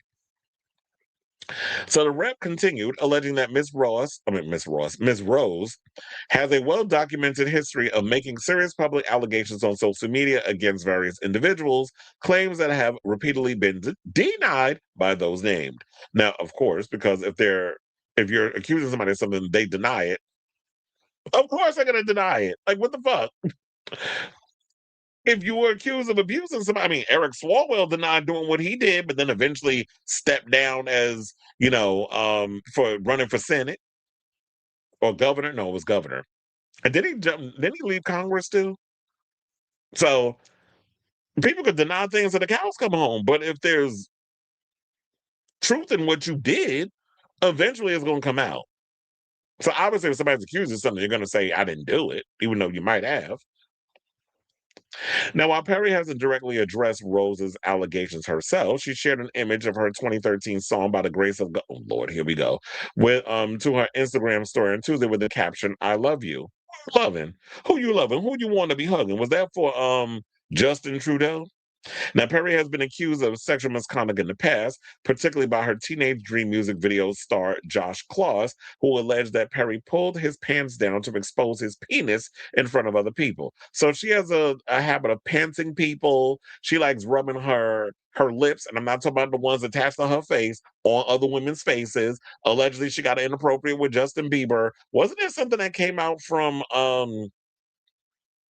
damn, what's the actress name? There was an actress who I believe came out and mentioned something too. I don't know why I didn't write it down or think about it. Wait, hold on. Let me see if I could Google it if her name comes up.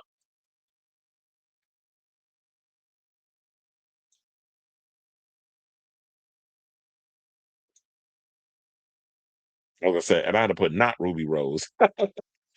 um, and I thought I saw it in the Daily Mail where they mentioned something about that too.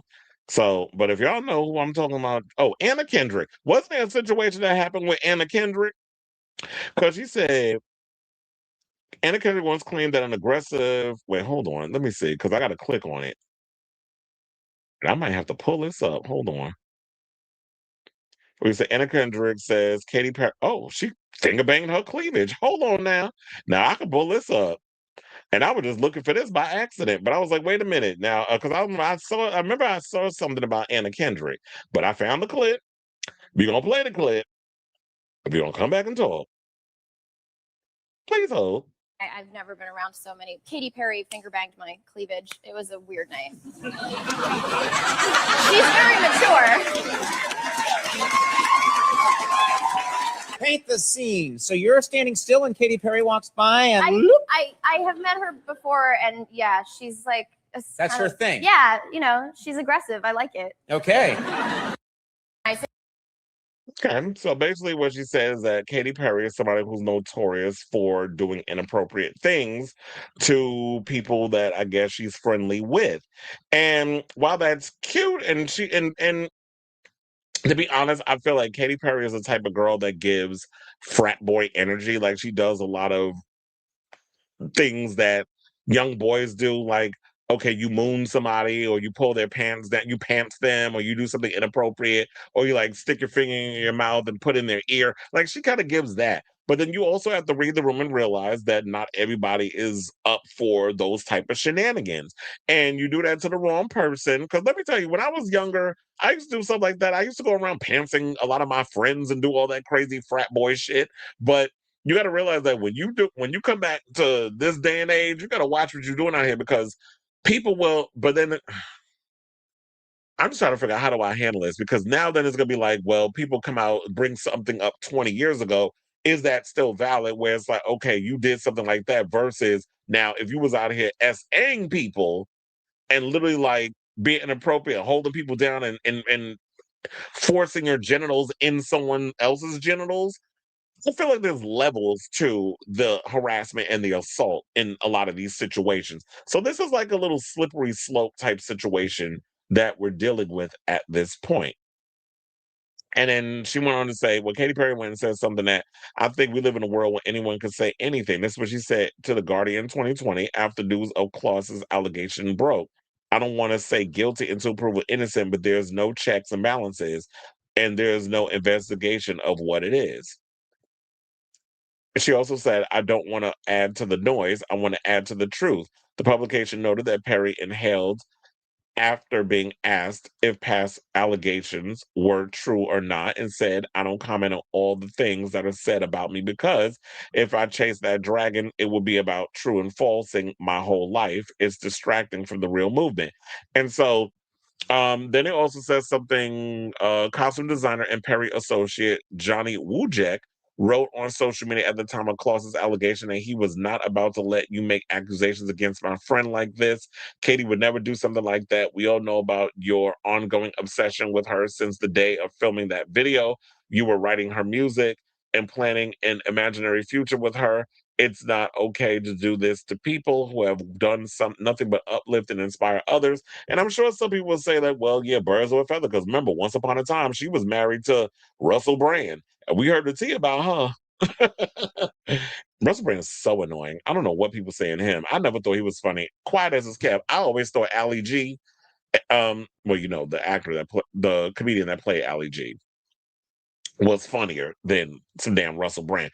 But that's not the only thing that we're going to talk about in regards to this, because there's more to add to this whole situation that we're going to bring up. So apparently there was there was a guy who actually was a former, I think he used to own the nightclub or something or another.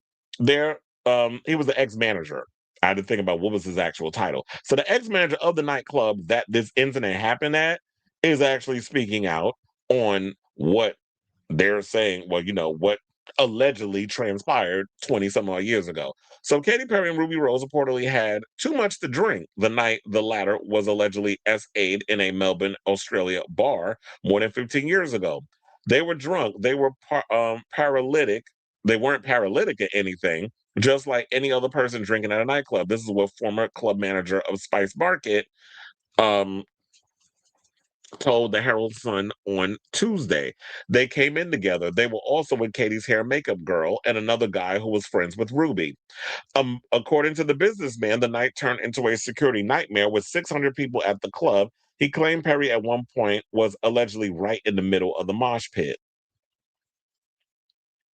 The ex-manager claimed he did not see any alleged SA take place or any vomiting, referring to Rose's allegations that she threw up when Perry allegedly assaulted her. Per the businessman, Perry and Rose, who also spent time in a private VIP area of the club with friends, were eventually escorted out through a back entrance by security and into a private car.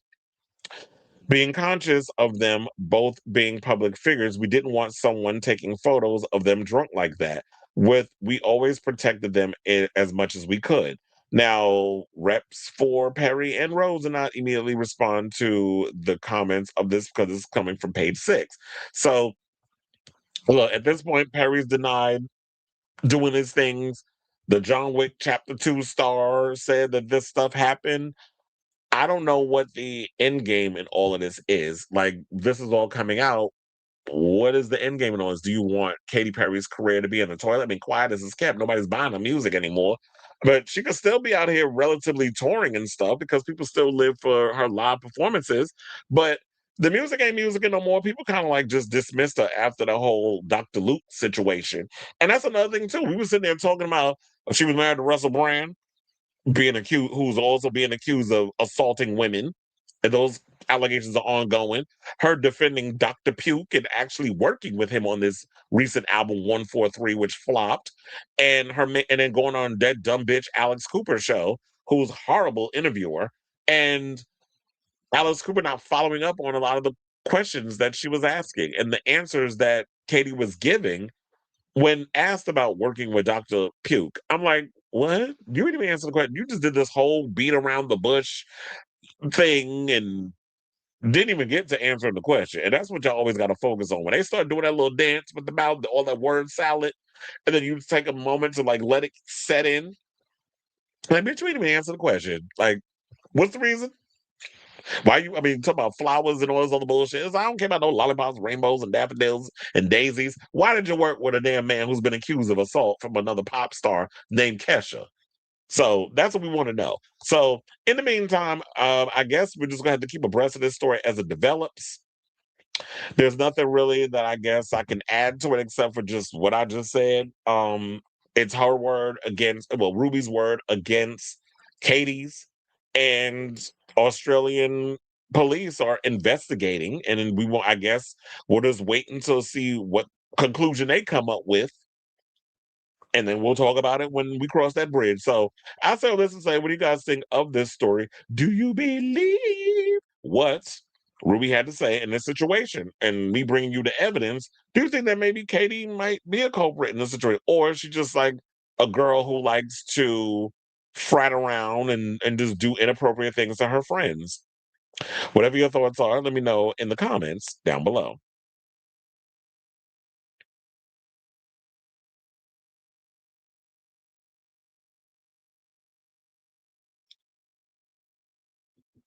Gaga is inspired by her entire nachos, but the tragedy of her mom dying, I guess, wasn't included. She might pull a Jill Roberts. He said Katya being called out by multiple people, even a drag queen shared her story the other night. Wait, what happened with Katya? Wait, you said Katya being called out by multiple people, even a drag queen shared a story the other night about being taken in Katie's dressing room. That's what I said. A lot of people's coming out saying stuff. Or you said didn't mean to say Katya. Were you just about multiple drag queens? Some people, some other users on Twitter and Threads have said she groped them at clubs. Even if Katy was drunk or intoxicated, she needs to take accountability. Absolutely. If you're gonna be touching people out here, you can't just be grabbing upon people inappropriately.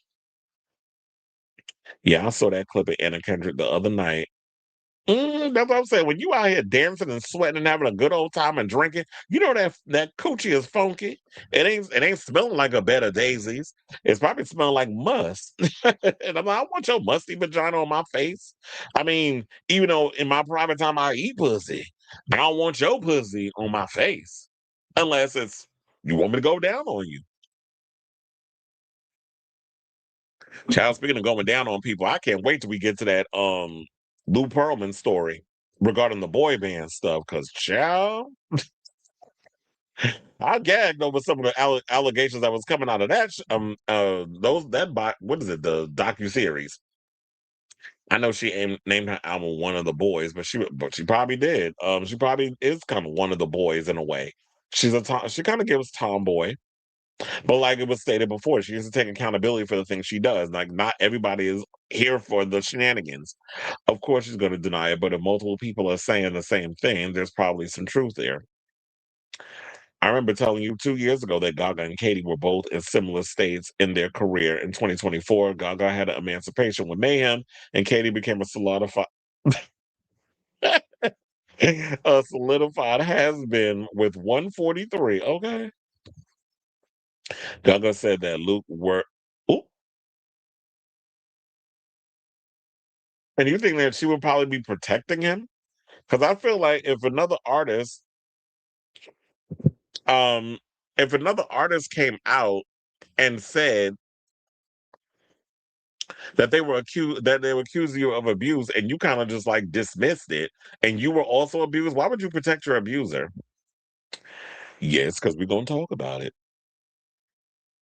I was gonna save it for Friday, but I was like, look, who knows? Within the next, because tomorrow I'm not gonna be able to do a show. I'm doing a show at I'm at the Garden tomorrow. Still waiting for them. They might have released it already. Still waiting on my damn playoff schedule. They probably sent it out. So let me check. Oh yeah, they did. I said they probably sent out the damn schedule. Yes, they did. They sent out the playoff schedule. So there's one on Saturday, there's one on Monday, on Thursday, and on Saturday. They're both watch parties. Then there's Tuesday and Thursday. So then we're good actually, because what they're not gonna do is they're not gonna mess up the so I think Florence and the Machine is good. I think. I may have to check. Because I think Florence and the Machine is Monday. Florence and the Machine is good, and I think what the hell is the other one? Demi Lovato is good too. Ooh, okay. So, but I got to check my schedule and make sure that my schedule is correct because now they done messed me up. All right, so let's get back into the show. And let's talk about Jennie Garth, who is finally speaking out on her relationship with Dan Schneider. Now, for those of you who know, Dan Schneider was a part of that. I think it was the ID channels. But it's funny, we got two ID specials that we're gonna be talking about. The ID special they did last year, where what's his name? One of the actors came out and said that he was essayed. There was a lot of people saying there was a lot of problematic things going on the Nickelodeon set and talking about how like they were using a lot of grown people things to have these little kids say on the show. So now Jennie Garth also worked on the show called What I Like About You with Amanda Bynes. And remember, there was rumors going around that Amanda Bynes may have been diddled with by Dan Schneider, which Amanda has denied. Amanda out here looking a hot mess right now. But Amanda denied it. We're gonna go with it. But they had this show, and I think What I Like About You wasn't it on the CW or the WB, one of them damn channels. It's the same shit because what up WB became the CW. So anyway, um she said she got the ick while working with him on the show. She told Dak Shepard during Monday's episode of the Armchair Expert podcast that she said, I got called in by Will Calhoun, who was one of the head execs of Friends, that he was doing a new show with Amanda Bynes. This is what Garth told Shepard and the co-host Monica Padman. Schneider was also executive producing it. He was kind of the Amanda side of it. She had worked with him a lot on the Amanda show and all the things. So he had hooked his wagon onto her. Now, Garth appeared on all 4 seasons of What I Like About You, playing the older sister of Bynes' protagonist Holly from 2002 to 2006. Now, Shepard then asked Garth if she had gotten bad vibes from Schneider, who has been the subject of allegations of abuse sexism, racism, and inappropriate dynamics from both former crew members and underage stars while they were on the set of his shows. Now, Schenider, who is behind such hits as All That, The Amanda Show, Drake and Josh, that's what it was. I don't know why I couldn't think of Drake Bell's name. Drake and Josh, iCarly, Victorious, and Zoe 101 issued a public apology in 2024 after the release of ID's four-part docuseries, Quiet on Set, The Dark Side of Kids TV. Damn, that came out 2 years ago? Time freaking flies. So the first episode of Quiet on Set alleges that Schenider was pushed out of the writer's room for What I Like About You following conflict with Calhoun. The episode also provided the following text saying Dan Schenider denies he was pushed out of the writer's room and claims he needed to focus his energy on another show he was creating at the time.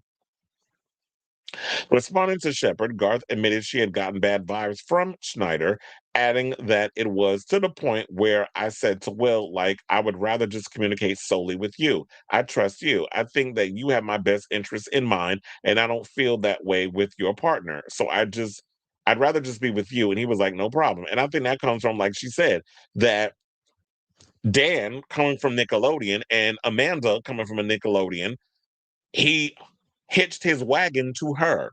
So you don't give a fuck about the rest of these people on this show. And it's like, if we're playing sisters on this show, we should be on an equal footing in some sort of way. I'm not talking about whatever salaries, whatever the case is, that's between you and your agent. But when we're doing a show together and now you're trying to hitch your wagon to her and you're trying to possibly put this thing where you're trying to come between us in some sort of way, when we're actually getting along and we don't have no beef or whatever the case is. And in this industry, they're notorious for trying to pit people against each other while they're as a distraction. So that way they robbing you blind, they're taking advantage of you in so many other ways. And you're so blinded by what they're doing because you're so focused on, well, they did so much for me. Well, they helped me with my career, but you're not really seeing the signs and aware of the red flags that these people who have hitched their wagon to you, what they really up to. So in a way, I don't blame Jennie at all for being like, I don't want to work with this man. I don't feel he gives me the ick. There's just something really weird about him. I mean, not only the fact that he looked like Chester the molester, he do give them pervert vibes. That's like, no, I'm not attaching myself to Sasquatch. So Garth previously refused to talk about her experience with Schenider. Now, after the ID docuseries release, she told the Hollywood Reporter, "I don't want to work. I don't want to talk about Dan Schenider ever again in my life." THR reported at the time that Garth had no elaboration on that point. She said of Bynes, however, "I just love her, and I would love to see her at any point." Now, while Padman asked Garth whether she had witnessed Bynes being destroyed by Schenider, Garth replied, not specifically him. There were a lot of problems in the ecosystem of her. Now, speaking of her former co-star, Garth praised Bynes, who stepped away from acting in 2012 because of her struggles with body image. Bynes also sought treatment in the years since, with the paparazzi having a history of critiquing her appearance. In 2019, she graduated from LA's Fashion Institute of Design and Merch. The former actress also featured multiple pieces of her original work during a pop-up event in December of 2024 before child, she was on OnlyFans. She went on OnlyFans in April of 2025. She recently pivoted to making music, releasing a new rap and EDM single called Girlfriend on Friday. Well, look, it seemed like Amanda's out here trying to find herself. Hopefully she does. Um, and then she went and said, when we did the pilot, it just feels like it was so that long ago. She said, when we did the pilot, I just turned 30 and she just turned 16. I didn't know how to be around a teenage girl. She taught me so much. And a lot of these kids turn out to be wise beyond their years. And I've heard some people, I can't remember who it was, but there was a child actor who said, oh, I know who it was. It was the kid that from Phantasm. I can't remember his name that was in the movie, but the little kid that was in the original Phantasm. And I was watching this docu series, whatever, about like the movies of the 90s or whatever the case is that's on Shutter.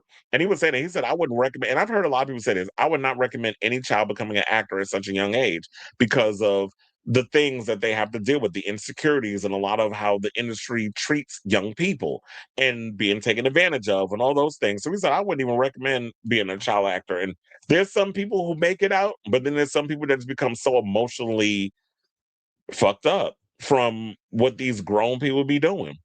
And parents believing that, oh well, these people have their kids' best interests at heart, and then they get abused.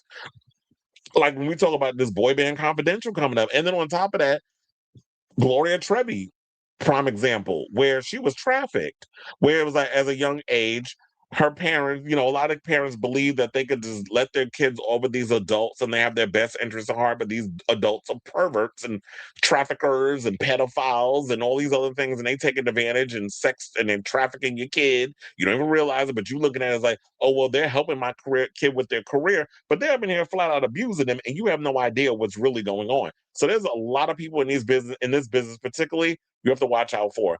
In a way, I really feel like, because I one time I dreamed of being a child actor, and I started jumping in and doing auditions and things of that nature, taking acting classes, would go on auditions, wasn't getting picked and stuff. And in a way, I look back on it, I'm kind of glad that I never became a child actor, because if I did, probably be a drug addict. I'd probably be fucked up. I'd probably be on here or doing OnlyFans and all this other mess. Because especially if you a young kid who's homosexual, oh, they definitely smell that like sharks smell blood and water. And they probably been diddling between my legs and in my butt.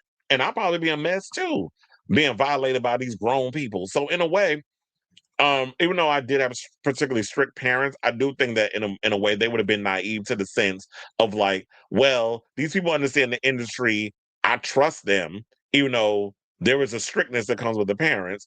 And I think like they would loosen the belt a little bit with, okay, these people in the industry, they know better. They really have your best interests at heart. That's what they present you with, but they got ulterior motives. So I'm glad that Jennie spoke out.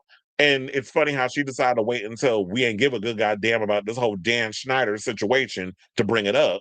But better late than never, I guess, right? So I say all this to say, what do you guys think of this story? We're going to what Jennie Garth had to say about Dan Schenider, who used to be over there at Nickelodeon and had a great legacy and ruined it because he was a hot mess.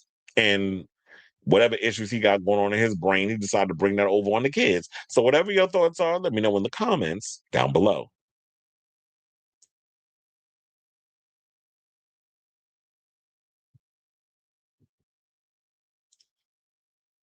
He said, I'm going to need you to tell me all the about the Florence and the Machine show on Tuesday.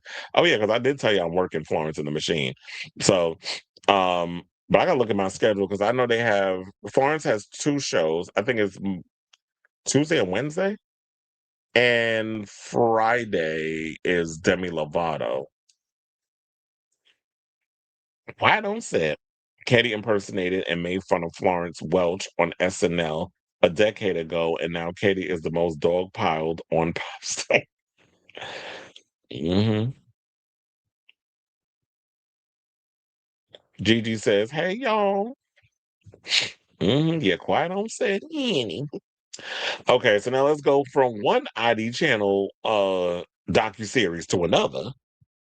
And let's talk about Boy Band Confidential. So the second part premiered yesterday, and we got all the nasty details. I combined it from all of what Variety had to say and People Magazine. They had a couple of things over there. So I brought it all together just so that way it helps refresh my memory, because I always have to use things as a springboard. So look, if you ask yourself the question, I had to go and bring all that stuff over there so that way we could kind of, it helps with the brain and things of that nature. So if you haven't seen it, definitely check it out. But we don't get into all the details. So now if you ask yourself the question, there's a simple answer. They don't exist anymore, at least not the way they used to, about, boy bands. So the 90s and early aughts were filled with boy bands featuring synchronized dancing to upbeat pop tracks, such as NSYNC, the Backstreet Boys, 98 Degrees, Boys to Men, O-Town, and LFO, to name a few. I cannot believe when I was hearing about the whole the LFO thing, the entire group is dead except one of the original members. They all passed away. I think from cancer. I'm like, what the fuck was in the water? So executive produced by NSYNC member Joey Fatone, Investigation Discovery's Boy Band Confidential takes a look beyond the leather jackets and gelled hair at the darker side of being the level of famous, especially at a young age. Now, Boy Band Confidential features firsthand accounts from Fatone's fellow NSYNC member Lance Bass, because you ain't never gonna get Justin to talk, AJ McLean of Backstreet Boys, who I see a lot at the Knick games, Nick Lachey of 98 Degrees, Wanye Morris, and Sean Stockman of Boys to Men, Ashley Parker Angel of O-Town, Brad Fischetti of LFO, that's the original member that's still alive, along with members and various industry professionals who witnessed their rise to fame.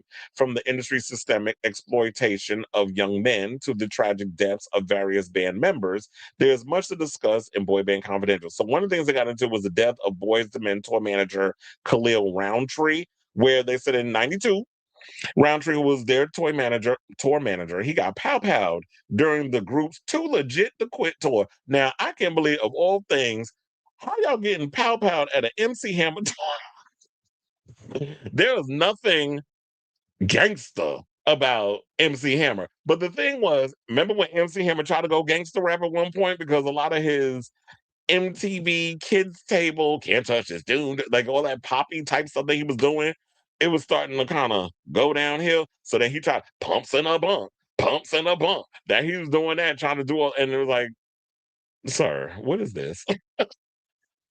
It's kind of like Steve Urkel becoming Stefan Urkel. It was not, well, actually, it did kind of work when he did the Stefan Urkel thing. But when you look at that, it was like, nah, it's not working. So now they said, now ahead of the tour, Mike Bivins put personnel together, introduced them to Khalil during a rehearsal. This is what Wanye said. He said, you know, big burly guy. In addition to being the band's tour manager, Roundtree was also the security. He knew what it all entailed, and he wanted us to be safe and protected us. Hook or crook, he would do it all. Now, in a hotel that night, someone had been going door to door, police determined, and came across Roundtree's open door. Khalil would have, he said Khalil left his hotel room door open just to kind of keep an ear on everything. They then pushed their way into the room and saw him counting the tour money. In an attempt to get the men out of the room, Roundtree and his friend, Quadri El Amin, got the men to an elevator where they were both pow-powed. El Amin survived while Roundtree did not. Now, in reality, they were looking for us, and Khalil knew that.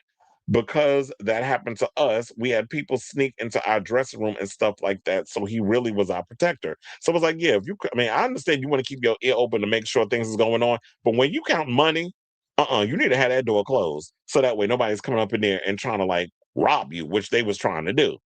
It was crazy back in the 90s.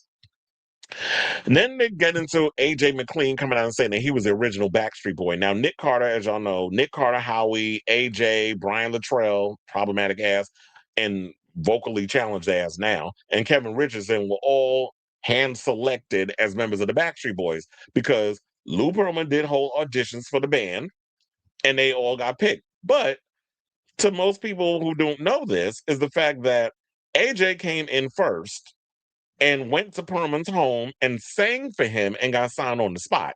So he says, I literally helped put the group together. So that's how AJ became a part of the whole situation. He also discussed growing up in Florida and the hardships that came with not being interested in sports. The singer was picked on and bullied as a result. He explained and had to perform to get people to like him. Now, as a child, McLean had 2 speech impediments, a stutter and a lisp.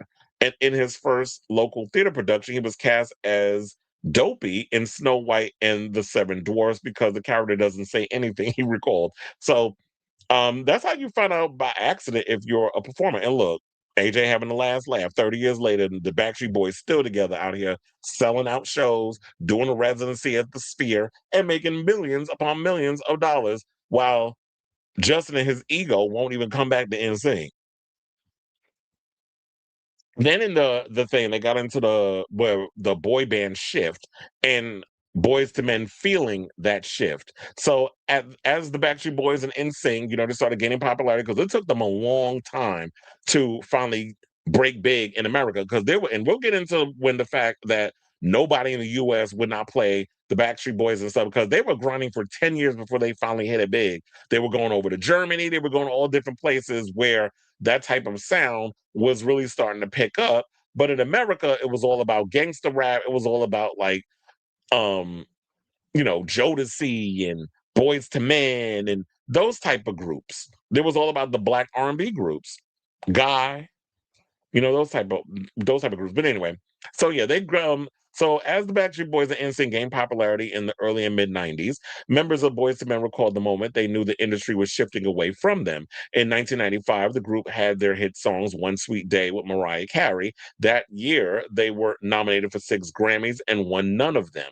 Following that, they took a year off and canceled their European tour. In 1997, the band came home and nobody was feeling us, said Morris. People were done with us and with our era of music, Stockman said, and it shifted to the boy bands, and they looked nothing like us. Motown Records made it painfully obvious, like they were done. They were done with us, and the pendulum had shifted.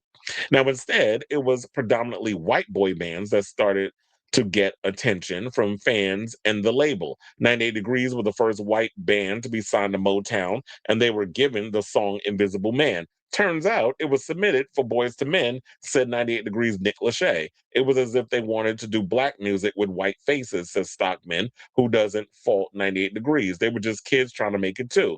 Lachey said that the president of Motown Records wanted 98 Degrees to be the white Jodeci. To Stockman, the distinction came down to the average white girl fan who wanted to marry members of the white boy bands. He said, Justin Timberlake on my wall is more acceptable opposed to a couple black guys. And yeah, I don't fault 98 Degrees, even though technically, no shade, I was not interested in 98 Degrees. I was one of those kids that was more or less into Backstreet Boys and NSYNC. And yeah, I did grow up listening to 98, I mean, not 98 Degrees. Boys to Men, a lot of the black band, I mean, boy bands, whatever. My sister was a big New Edition fan, so that was her thing. But I was more or less, but I was also into my TLC and my Queen Latifah and MC Light and Yo Yo and Moni Love. I was listening to all the female rappers and stuff too. So I was into all different and Salt and Pepper. Like that's more or less my lane that I was in. And so I wasn't really into like 98 Degrees because I always felt like, oh, here come these Johnny come latelys, like jumping on the bandwagon. But you got to realize at the time, a lot of these bands are just coming in because of the way that's just the way they coming in. But me not thinking, I was like, oh, they trying to make these copycat versions. But like they said, they were trying to make them the white equivalent of a Jodeci. And I hate that just blatant racism when you start to look at it from the music industry, where it's like you put black people to do all this stuff. You got them out here like pack mules, making it all work and doing all these things. And now that they've set the bar and they've created the thing, now you want to make it an easy palette to go down and you want to reach those white kids. So now we got to put a white face to the black music. And we still see that happening today. So let's get into the next thing, which will be nobody in the US will play the Backstreet Boys. So while it's hard to believe now, which I don't know how, because I remember the times when this story came around, but I guess people have short term memories, as I've said. When the Backstreet Boys first started, nobody in the US would play their music. Johnny Wright, who managed both the Backstreet Boys and NSYNC, said after the band was assembled, the team behind the band had been banking on the record "We Got It Going On" and being a smash hit until they couldn't get any airtime. Music had gone more rock and grunge, so there was no room for the boy band. In which I pretty much told you it was hip hop, grunge, a lot of rock music, a lot of alternative music was popular at the time when they were trying to break it big. When they were trying to break big, we had Nirvana, we had Soundgarden, we had and Lollapalooza was a big thing at the time. So nobody was trying to hear no boy bands. It wasn't until we got close to like 97, 98 when boy bands started to finally break through. So they said, but that didn't stop right. Nobody wanted to play the Backstreet Boys in the United States. So me being involved with other bands who played all over Europe and the world. So we booked them in Germany. And as soon as they performed, the place went crazy. That's when things really kicked off for the band. The single went #1 in like 8 weeks, and then it was on, said Wright. So yeah, so that's when things started to cook. They basically went over and to Germany, and Germany was where they broke. Which not only did they just do like boy band music, but we also had like that a lot of what would be the category? Like I don't know if it would be EDM, but it was like that techno music. Remember like Technotronic or La Bouche and groups like that. That type of music was big over in Germany too. And Hadaway, what is love? Baby, don't hurt me. Don't hurt me no more. Now let's get into All for One, Jamie Jones. Now this was a group I could not stand All for One and that tight ass song, I swear. But let's get into it. I hated that song when I was growing up. Now, Boyz II Men's explosive success reopened the door for more boy bands, including the group All for One. Singer-songwriter Jamie Jones said in the documentary, best known for hit singles like I Swear, So Much in Love, and I Can Love You Like That. The group, which consists of Jones, Delius Kennedy, Alfred Navarez, and Tony Barawiak, signed a deal with Atlantic Records in the early 90s, but the label didn't want to put a picture to the four boys on the cover, Jones explained. The funny thing is, Atlantic Records didn't want to put our picture on the cover because in our group, All for One, there's a white guy, there's a Mexican guy, and two black guys, and the music industry still to this day is one of the most segregated places, said Jones. But the group's hit song, I Swear, Jones recalled that black radio stations weren't able to play it since it wasn't R&B enough or black enough. It wasn't the fans that segregated us or didn't accept us. It was more the people who make business decisions. And they wonder why the music industry is in shambles. And the fact that now, because of social media and Spotify and Apple Music and TikTok and all these things, the who gets famous, who blows up is in the hands of the fans now. It's no longer the gatekeepers, because the gatekeepers, with their ignorance and their racism, continue to put up these borders of, oh no, we can't have a white dude and a Mexican dude and two black dudes in a group together and you're showing their picture. We can't have that. But it's like, but music is influential. It inspires all, it crosses boundaries. You can't just segregate and have music in this one thing for people to not want because your racism is showing. Like it's just stupid the way that when you look back on it, how the racism of people that work in the industry and what they did. So we talked earlier about 98 Degrees and how they talked about how they Motown basically wanted to mold them into the white Jodeci.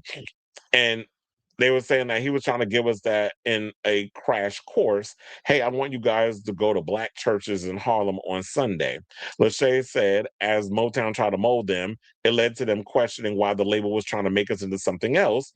He admitted to struggling through this time, noting, we'll do whatever we have to do, but then you go home and you're like, what am I? Who am I? It starts to really mess with you mentally. So the industry trying to make these white boys go to black places so that way they could appeal to a black audience instead of you actually taking a black group like a Jodeci type or whatever and focusing on bigging them up. But no, you want to get these hunky white dudes, because let's be clear, Nick Lachey is fine as hell, and his brother.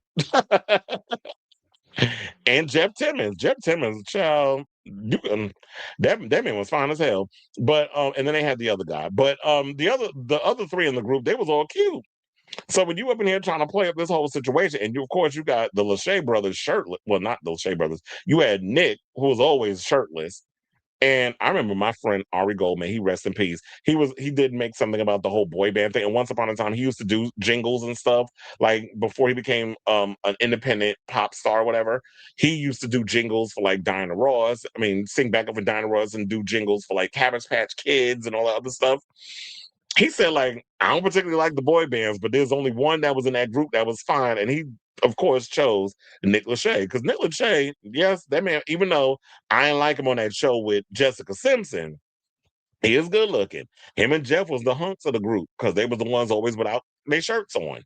But it's unfortunate. But speaking of Jeff, he talked about how he sought mental health treatment while in 98 Degrees, where they would said he was a founding member.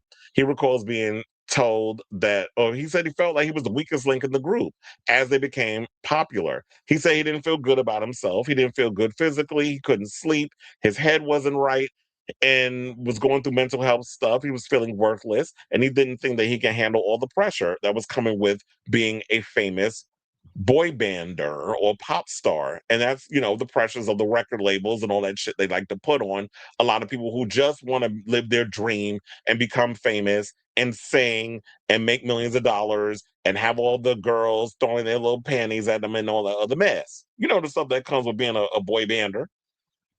So he did credit his manager for helping him recover, where the manager basically helped him find a psychiatrist and put him on an Atkins diet and got him on some medication. And then he said that within 3 months, he felt better than ever. So I'm glad that, you know what, you actually saw that you had an issue. You got ahead of it. You asked for help. Somebody in your camp actually helped you. And now you got your mind right, you got your body right, and you're feeling great. So I don't know if y'all know this, but you know there was another member of NSYNC. We did mention this yesterday in passing when we was talking about the Nick when we had a separate Joey Fatone topic. But yeah, there was another member, but he didn't sign the contract because he ain't like the contract. He wasn't comfortable with what was in the contract, so he was like, I'm not signing, and so then he didn't become part of the group. So there was a boy, his name is Jason Galasso. He was the original fifth member of the band. He sat down and told his story for the first time in Boy Band Confidentl, explaining what made him walk away from the opportunity. He said, the five of us got together, we sang and everything was great. We're going to sign to Transcontinental, which was Lou Pearlman's independent record label. And all of a sudden we go sign and Jason doesn't show up. This is according to Joey Fatone. Now, ultimately, it came down to the contract. This is what Galasso said. He said, I had no idea what was going to happen and also I was a stupid kid. I've never seen a music contract before. So I was smart enough back then to take the contracts to lawyers to review them. He said, unlike the other band members, he saw that Pearlman had stipulated that he was the sixth member of the band, as Galasso recalled wondering, lose a member of the band now? And that's what it was that, you know what, you weren't a stupid kid. You were actually smart. You're stupid in the sense, I guess you're saying that I could have been as big as NSYNC, but quiet as it's kept. The way Justin treated that damn group, you probably have been out here struggling financially. So the smartest thing you did was actually not sign. The rest of them, y'all was so wet behind the ears and hoping y'all would get that dream and contracts and all the mess.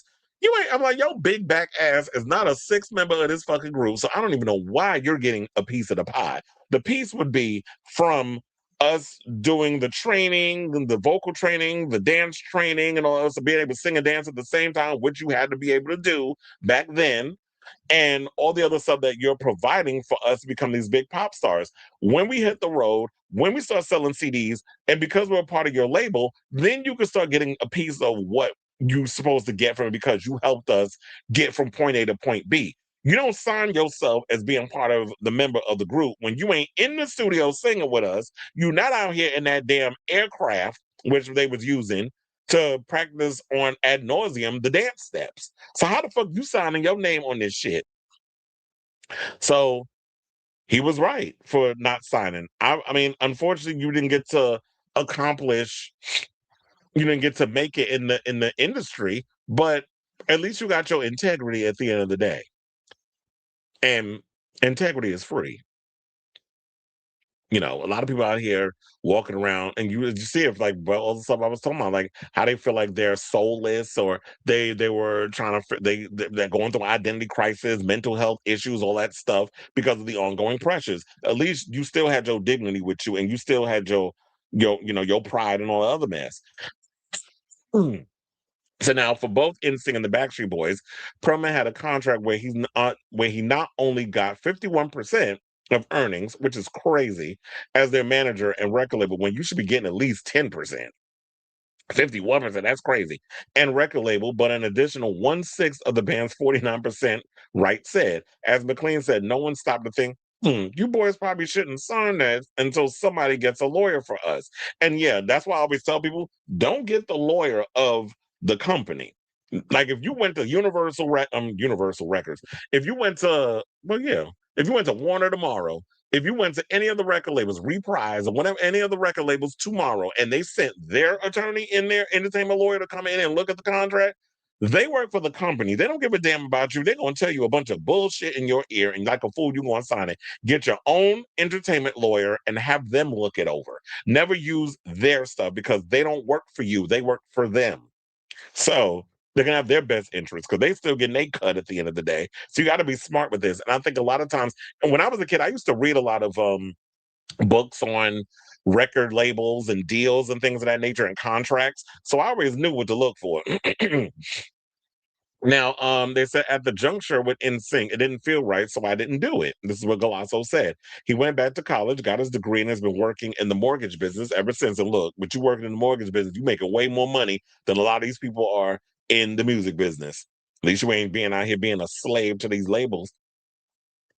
Now, speaking of NSYNC, we got to get into the Backstreet Boys NSYNC rivalry because there was one back in the day. I don't know if a lot of people knew this, but yeah, there was a big rivalry between them, and it all stemmed from Lou pulling a Trump, because that's what Trump and them do now. And I'm gonna explain what this means, where you keep them fighting, or just an old tactic of this is what they do in the business. Like, let's keep Brandy and Monica fighting while we over here doing our little sneaky shit. This is what he was doing with them too. While he's busy robbing Backstreet and NSYNC blind, he's keeping them fighting with each other and making sure they don't cross paths while he over here robbing Peter to pay Paul, and Paul being himself. So while fans always felt strongly about pledging their allegiance to one boy band over the other, I will say I was guilty of that. On the business side, Pearlman created a system that made rivalry inevitable. To begin with, Pearlman started NSYNC without the Backstreet Boys knowing, and then brought right into them in to manage them, giving the two bands the same producers, writers, and strategy. Absolutely, because they all work with Max Martin. They couldn't know about us, said Lance about the Backstreet Boys. One day when Wright went to see the Backstreet Boys, Richardson and Luttrell confronted him about NSYNC, asking why he lied to them. Wright said it was sort of a betrayal to the boys. He recalled, they felt we were greedy, and I'll say it, I'm guilty. Though Wright also noted that the thought process was, if you're going to have competition, let it be by two acts that I represent so that I know how to manage the movement so neither one of you are hurt by it. Whatever helps you sleep at night. Now, as NSYNC continued to get more and more successful, Wright got a call from the Backstreet Boys demanding he stop working with the rival band, among other tasks. Wright refused, which meant from here on out, he had the responsibility to make NSYNC the biggest group in the world, and that meant he said, I'm going to turn all my guns against you to make them bigger. One example, Wright found out the Backstreet Boys were planning a stadium tour, so he called and put NSYNC up for a stadium tour 2 weeks before theirs. The Backstreet Boys ended up moving to an arena tour as a result. Lou always wanted those two to be at each other or be apart from each other, so they would never have the opportunity to sit down and really talk about real things like contracts or money. So that's what all that was. I was like, ooh, that's shady. But in that you participated, look, at least he admitted it. Now let's get into Pearlman skimming money from the. I told you it's a lot because it was going on with that. Now, despite being selling out stadiums and touring across the country, Backstreet Boys and NSYNC were both making far less money than one might expect. Because you have to realize with them crazy contracts, plus you got to pay everybody that is on this tour, and everybody worked on the music, all the other stuff. Plus, whatever's left, you got to split it 5 ways. So yeah, you're not making a lot of money when you really think about it, which goes to tell you that you hear so many stories about so many of these kids being caught in shitty contracts. Hence why y'all should have listened to that former fifth member, or maybe they didn't know about it, where you have to have a lawyer look at the contract. So they said, yeah, that was due to Pearlman, who was triple dipping. He was not only making a percentage as the band's manager, but as the label, some of the merch sales, and a percentage of the group's earnings. NSYNC sold 10 million. Lou Pearlman gave them $10,000. Fuck, I'm getting 10. Now you know damn well they should be getting more. They should have been millionaires. It's like, what the fuck am I doing with $10,000? All this work I'm doing, everything I'm doing, I'm selling 10 million records, physical copies. Remember, this was at a time when NSYNC and Backstreet Boys were selling 1 million copies of their record first weekend. I remember those days like it was yesterday. Like when they would go on TRL, then right after they go right downstairs and across the street, then one of my favorite record stores, Virgin Mega Store, they were in there signing the contracts, all that stuff. I remember when then NSYNC and Backstreet Boys, all of them was coming out with records, and Britney. My ass would be in the record store opening day, buying up the CDs. I was one of them kids out there buying them physical copies. And you thinking like with them selling 1 million records in in that week, because Billboard charts and all that stuff, that yeah, they should have been millionaires. But no, you're giving them $10,000. Something should have been wrong right then and there. I don't know if they noticed it then, but yeah, they said we were heartbroken. they were not paying attention to numbers, or he said they weren't paying attention to the numbers and what was selling until later on, which I think a lot of times when you're so wet behind the ears and you're so happy, you're not thinking about that you need to be paying attention to all the business aspect of what it is you do, that you shouldn't just be, oh, I'm going to go to this city and I'm doing this and I'm doing that. And I get up on stage and I perform and I go to the hotel room and rinse and repeat. And I'm not paying attention to the business side when that's the main thing y'all should be doing. But they don't. That's the side that a lot of these people, specifically criminals like Lou Pearlman, are not teaching you. Now, another thing they said that put a dent in the band's earnings was a long list of recoupables, including gifts, dinners, vocal coaches, and other expenses. Something similar happened with 98 Degrees, according to Lachey. While the group went to extreme lengths to ensure they wouldn't rack up recoupable costs, it ultimately didn't matter. He said you weren't going to see a dime of it anyway. Early on at Motown, we'd show up to the studio, and the whole lobby of our studio session will be packed with other artists, execs. They all smoking, hanging out, drinking, ordering food, and all of that is going on your recoupment budget. In the years that followed, both the Backstreet Boys and NSYNC would go on to sue Pearlman, and they said, yeah, they got to fight for what they've, all their hard work and stuff.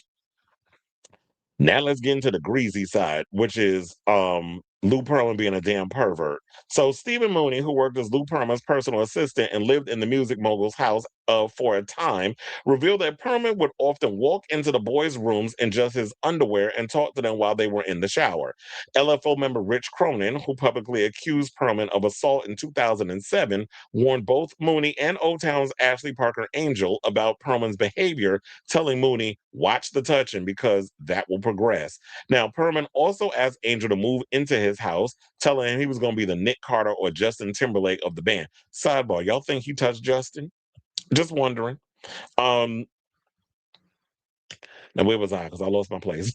But I'm like, I don't put nothing past Lou Pearlman, fat ass. Look, the man dead. He can't sit up in here and tell his own side of the story, but he can't defend himself. But I believe every word. So yeah, he said he was going to be the Nick Carter, Justin Timberlake of the band. Lou was definitely isolating me. This is what Angel said, adding that Pearlman will often walk into rehearsals in various spaces, asking the boys to take their shirts off in front of everyone. And they said you kind of get conditioned to take your shirt off for Lou because on some level, he is cultivating this look and appearance, which this is what Angel said, which Tim Christopher of Take 5 seconded in a separate scene. Now, people began telling Angel not to be alone with Pearlman or go into his room. Angel shared the story of the last time he entered Pearlman's room alone on tour with O-Town. Pearlman told the singer to take off his shirt and that he would give his muscles a pump, making him lie down on the couch and performing an intense massage that Angel describes as very uncomfortable, saying something about this feels abusive and predatory. Eventually, Angel's manager called him and told him to get out of Pearlman's room and never be alone with him, allowing Angel to make an excuse and leave. After the encounter, which means they all knew about it and just was trying to find ways to skirt out of it because they was making money, they ain't want to press too hard. Now, after the encounter, Angel spoke to Cronin at his manager's behest. Cronin shared a particular sordid experience in which Pearlman informed Cronin that an international record label company was in. This is the part when I heard this, I was like, this is some bullshit. This was his way of trying to do some predatory stuff by blaming it on another record label. So he basically told about an international record label company was interested in meeting with LFO. He then proceeded to tell Cronin that they do things differently there and that the executive interested in signing them would ask Cronin to go down on him. He said, I don't want you to get caught off guard so that you can get through this. I'm going to let you practice going down on me. A robe-clad Pearlman told Cronin, who refused. So you was trying to get him being like, well, I want you to get a little practice in my dick before you go over there and do that international peen. I'm like, who are you fooling with this foolishness? And there's some people out here that's so desperate to want that career that, yeah, they will be gay for pay just so that way they could do the thing. But I'm glad that Rich Cronin said no. Now, question remains, if Lou Pearlman looked like Brad Pitt, you think he would have put it in his mouth? Put it in your mouth, your mouth. I said, okay, so then let's talk about Stephen Mooney being fired for making the band. So Mooney revealed that he was recruited by Pearlman to appear as a contestant on Making the Band, while Pearlman was set out on national television to build the next big boy band. So for those who forget, Diddy did not create Making the Band. You know, everything what Diddy does is always something that somebody already did before him. Where he basically just used Motown's entire catalog to build Bad Boy Records, and then he went in and did Making the Band. Making the Band started out as Lou Pearlman's thing where he was trying to create O-Town before it ended up in Diddy's hands, and then he did Danity Kane and Day 26 and Robbie Clang, so on and so forth. So that's the history of Making the Band, in case those of you who are young and aren't aware of this story. I'm just saying it to you guys. So, and weren't there at the time when all this was going down. Because I remember when Making the Band was on ABC. It flopped over there. Nobody was watching it on that channel. That's why they had to move it to something smaller like MTV. So then they said Mooney was asked to fake the audition process and told he would be in the band as long as he kept it a secret. When Pearlman continued to publicly critique and embarrass Mooney, the young talent went through his files and found pictures of Pearlman on vacation with certain people within Pearlman's company, Transcontinental, all in compromising positions. Mooney began asking questions about the company, but got no answers. Eventually, he received a call from Pearlman, who berated him about his responsibilities as a personal assistant, yelling, "When I call, you answer. When I tell you to come to the house, you come to the house and take out the trash." Now, Pearlman was wearing only a robe when Mooney got there and asked Pearlman, "What do I have to do to get in this band?" His response, Pearlman sat back, opened his robe, and said, "You're a smart boy, figure it out." And so Mooney refused and was cut for Making the Band the next day. Now, I want to know, you think, well, he kind of gave it looking at his face. Y'all think that Lou was a homosexual who, because of how he looked and that ginormous ass waistline, that he couldn't get laid? So the only way that he was going to get some was having to put people in compromising positions, or I should say uncompromising positions. So then it goes on and on and on. But let's get to the juiciest stuff because I don't want to be here all day with everything. So yeah, they get into the Pearlman's Ponzi scheme fallout, where he was involved in executing a Ponzi scheme that garnered over $300 million from more than 1,500 victims. I feel like we've heard this before because there have been other boy band docu-series or documentaries that have come out that have explored this story regarding Lou Pearlman, the Ponzi schemes, stealing people money. Basically he spent all the money. He was like the what is it? What was it? Damn, I forgot the guy, Bernie Madoff of the music industry, basically. So he was flat broke. He spent up all them people money that he ripped off. They had to liquidate his assets.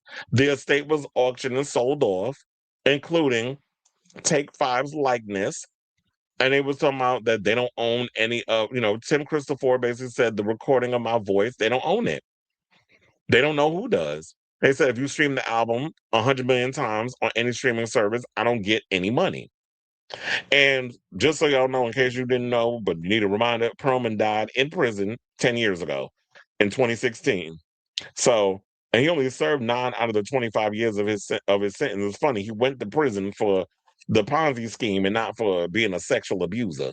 So there was also this group that I had never heard of because I think that was like the later part of Disney and I was too old. I outgrew Disney at that point. But there was a kid by the name of Ricky Garcia from this boy band called Forever in Your Mind. And this is the 2010s. So yeah, I was already aged out of the whole Disney thing at that point. So he was managed by producer Joby Hart.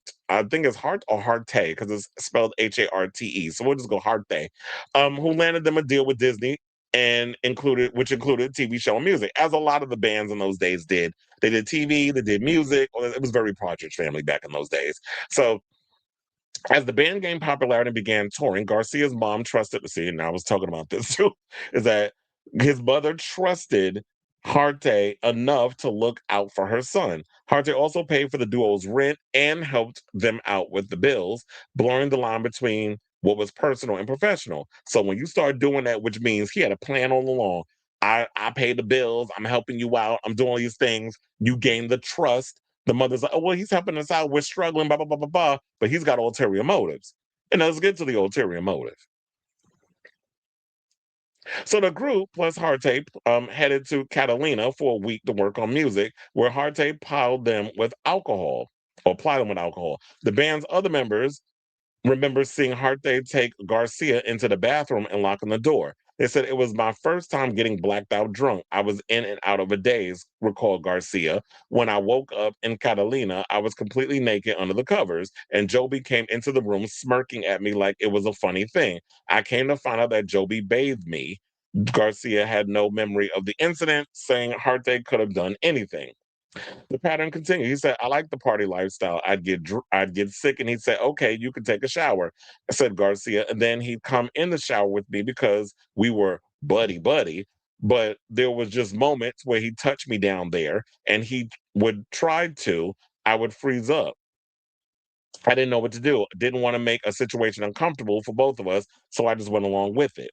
And that's where that abuse comes in, where you he's done so much for you, which this is all like a plan of his to eventually pounce and take advantage. Because we saw this is what happened with Drake Bell when he explained that what happened with him, where the guy was doing all these things and the father had a suspicion, and he knew that Drake's father and mother had an issue with each other, and found a way to finagle his way to kind of start a beef between those two and get them apart. So the mother came in, took control of the whole Drake situation. The father was on the outs, and that was the way the guy was able to move in and our word, Drake Bell, which he ends up telling us years later. Well, he told us 2 years ago in the docuseries about Nickelodeon. So then Garcia did not mention it to anyone until Ali Nadine, who is his wife now, the band's talent management assistant, realized something was wrong. And after a lot of coaxing, he told her the truth. Later, Garcia confronted Harte at his house, telling him, "You molested me." Now, Garcia filed a civil suit against Harte in 2019, unable to file a criminal suit due to the lack of evidence. The case finally went to court in 2024, where Harte claimed Garcia was coerced into lying by Nadine, who was upset that she had been fired and was seeking financial retribution. Harte was found guilty and was ordered to pay $6 million to Garcia, which he says he has not seen a dime to this day. So, and Harte, I guess, filed for bankruptcy before the trial. So, and Garcia and Nadine actually got married in 2023, and they are expecting their first child together. So, even after all of that happened, where somebody came in and just ruined your dream, there's light at the end of the tunnel. He married the woman that he confided in with the whole sexual assault thing. And then we get to the end of 98 Degrees, where they said that when Justin Timberlake informed the band he wanted to work on his solo career, they didn't think much of it after all various members of the Backstreet Boys had released solo albums and stayed together. And because a lot of y'all released solo albums and nobody cared. That's why y'all stayed together. Justin Timberlake was the only one out of the group that went solo and had success. There's a difference there. So they said no one really had a conversation per se, said NSYNC member Joey Fatone. There was never a button, there was never a goodbye, there was never anything. Fatone added that it felt like the record company began pushing them apart to keep the focus on Timberlake. A lot of people, and look, he went along with it because he did what he had to do to become that solo superstar, and it worked. He said, "Fuck y'all." I mean, I'm not laughing to laugh, but it's just crazy how this is all like look at it. But nobody wants to put the blame on like Justin kind of played it, went along with it. They said a lot of people think 98 Degrees broke up, said member Jeff Timmons, but we didn't. The last thing he said the last time we were together was September 10, 2001. That's literally before 9/11. Now, 90 Degrees performed at VH1 Michael Jackson special alongside huge stars such as Beyonce, Whitney Houston, and Usher. So we're doing this. And they said the next day 9/11 happens, and they just never got back together. So, but I mean, but there's still now y'all can get together and make music. And then we talked about yesterday where Fatone said he ran into money problems where on Christmas Day his lights got turned off and all that stuff. So there's that. And then they also got into, which we already knew about, AJ McLean's substance abuse issues and suicidal thoughts, and um, the pressure of the lifestyle got to him, and he basically turned to drugs and alcohol to cope. He did. O-Town's Ashley Parker Angel did, and then at one point, remember, Ashley went to Broadway and he was performing and doing stuff like that. But he said he was going through a quarter life crisis where he got dropped by his record label and had his MTV show canceled after its first season. I do remember watching that show after dealing with his failing relationship and life as a young father. And so then they said, at one point he even talked about trying to end his life because he couldn't keep up with the pressure. He found himself on the balcony of his 38th floor New York apartment and for several hours thought about jumping off that balcony. And then AJ also remembered trying drugs for the first time before a photo shoot at 2 a.m, saying, what's the worst thing that could happen? And then after his grandmother passed away, he turned to drugs and alcohol to cope. And then when he failed to show up to throw the opening pitch for the rest of the members of the Red Sox game, Kevin Richardson basically broke into his hotel room and told McLean that he was dead to him and that they would never speak again. And then after that, McLean flew to Arizona, and that's when he went. And he said that was my first stint in rehab.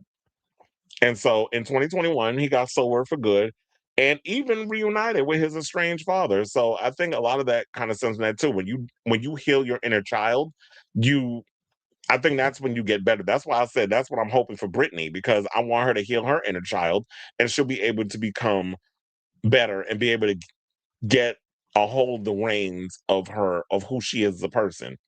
Because like after that conservatorship, I still feel like she's still was broken inside and hasn't healed a lot of a lot of the trauma that she's had to deal with. So then, last but certainly not least, then they brought up the whole death of the members of LFO, which I did mention earlier in this topic, which is probably 30 minutes because I was breaking down so much of it.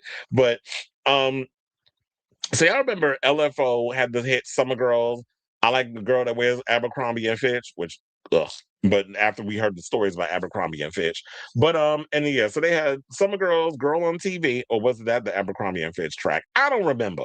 But I do remember, like, look, I remember some of their songs. They were 2-hit wonders. Their third single failed to gain an audience and they got dropped by their label. So they disbanded in 2005, and then Brad Fischetti received a call from fellow band member Rich Cronin's brother, who informed him that Cronin had leukemia. And then Fischetti heard Cronin was having trouble with walking and asked him if he'd like to go on tour again, attempted to get him out of bed. Fischetti didn't hear back and found out he died a few weeks later. So Fischetti and Devin Lima, who were best friends and lived together, began making music as a way to honor their deceased bandmate and even toured again. With 2 legs of the tour left to go, Lima was hospitalized in 2017 of October, where he was diagnosed with a primary adrenal cancer. So here's another one that passed away from cancer. And then he said, I used to yell at God, please don't take him, said Fischetti, who broke down in tears on screen. And then Lima passed away in November of 2018. And in 2023, Fischetti received a call from his manager who informed him that OG LFO member Brian Gillis, who left the band in 1999, had passed away, leaving Fischetti as the band's sole survivor. So there was a lot. It was 2 episodes of a lotness. And yeah, that was all that I got for y'all at this point. It is now streaming on HBO Max if you haven't seen it. But yeah, that's all I got on that. So I want to hear from y'all. What do you guys think of this story? Did you see the episodes? Because it was 2. 2 parts. Whatever your thoughts are, let me know in the comments down below.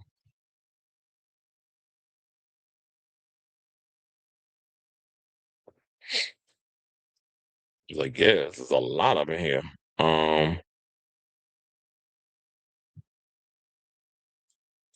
Yeah, yes, that was the one where I heard all the stuff about Lou Pearlman. That was where it was. It was Dirty Pop on Netflix. That was there's been so many boy band things.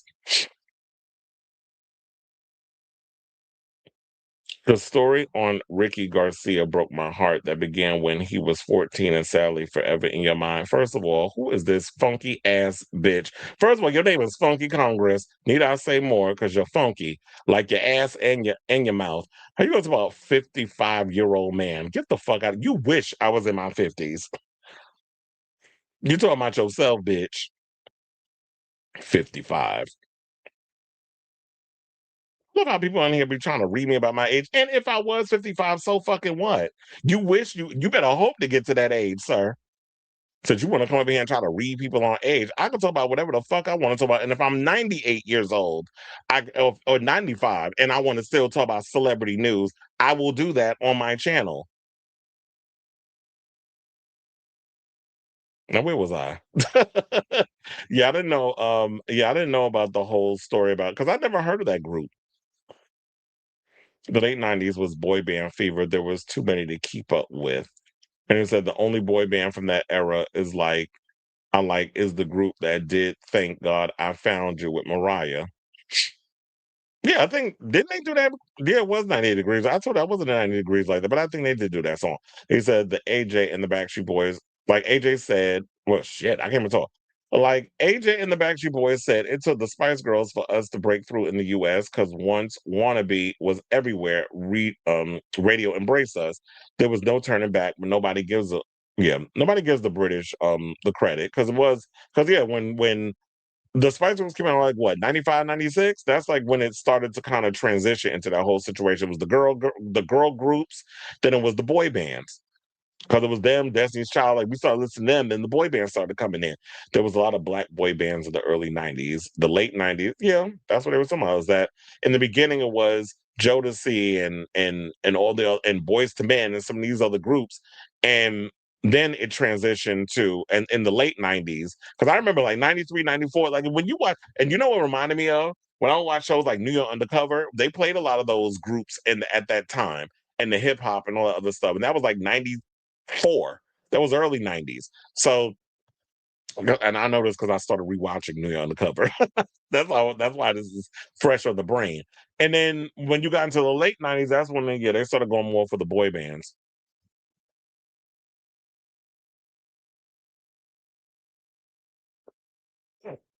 I like the Backstreet Boys. I mean, you like the Black Street. Oh, I forgot about Black Street.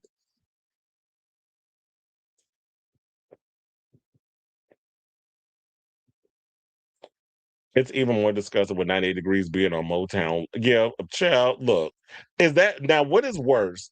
98 Degrees being on Motown or Jennifer Lopez doing the Motown tribute? She ain't never gonna live that down. And he said being on Motown Records, a label founded by Berry Gordy, a black man. So this was obviously a racist move when Motown Records left its founder's hands. Yeah, we saw the message I was trying to do.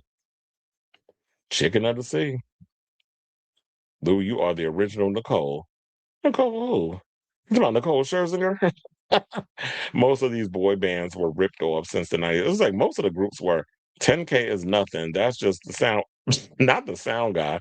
It was like I was the kid who went after school to listen to the CDs. Yeah, because you can go in the record stores and just listen to the physical copies when like put them old nasty. Now you think about all the germs that was on those headphones in the Virgin Mega store. You go into the booth and listen to the music, and then you buy the CD. That's how we used to do. Physical copy. Exactly. That's all that existed at the time. Pearlman was getting 51%. Weren't some Backstreet Boys and NSYNC and Showbiz already? They should have known that 51%. Yeah, that's what I said. That's literally way past. That's over half. That's not even half. 51% is over half. So it's like, how do you just allow 51, like 51? Well, clearly they didn't read the goddamn contract. I'm guessing that's what it was. They just signed. Like we were saying with the original NSYNCer. Where he was like, he said, I'm an idiot. I went to a lawyer. I'm like, you're not an idiot. You were smart for that. And look, you didn't have to deal with what the rest of these guys had to go through, but at least you got your moment because you got brought into the docu-series. You got to tell your side of the story. Something we didn't even know about because I had no idea there was another member until that popped up. He said, what the hell? Somebody is gagging. And you said, I remember that song, put it in your oh yeah, because I went and I did sing that. I remember JC Chazé put out a solo album that's considered underrated. Yes, I love that album. Schizophrenic. I did buy it when it came out. I still got the physical copy in a box. This is quite telling of Justin Timberlake. It shows he has a history of going along with corrupt ideas when they benefit him. Absolutely. Well, isn't he a Capricorn? I don't want to shade the Capricorns because my sister and my mother's one, but y'all are opportunistic when y'all need to be. So, um, but yeah, it definitely gave like, oh, it's benefiting you how he went along with yeah, the Janet thing. When they interviewed him, about the whole Britney and sex, and then he was trying to deny it. Then because he was in, oh yeah, I did it, yeah, all that stuff. There's a new season of Hollywood Demons starting next week. I haven't seen a trailer for it, so who they talking about on there? Because I'd be curious to see. First of all, I've been wanting to watch it, but it doesn't pop up on any of the streaming services. I've been having to catch it. Somebody bootlegs it and puts it on YouTube. Luckily enough, they did it for America's Next Top Model, but all the other ones I wasn't able to see it. Oh wait, is Hollywood? Wait, Hollywood Demons is a different one, right? That's the one on ID channel. I get all these damn shows confused because they all just kind of blur.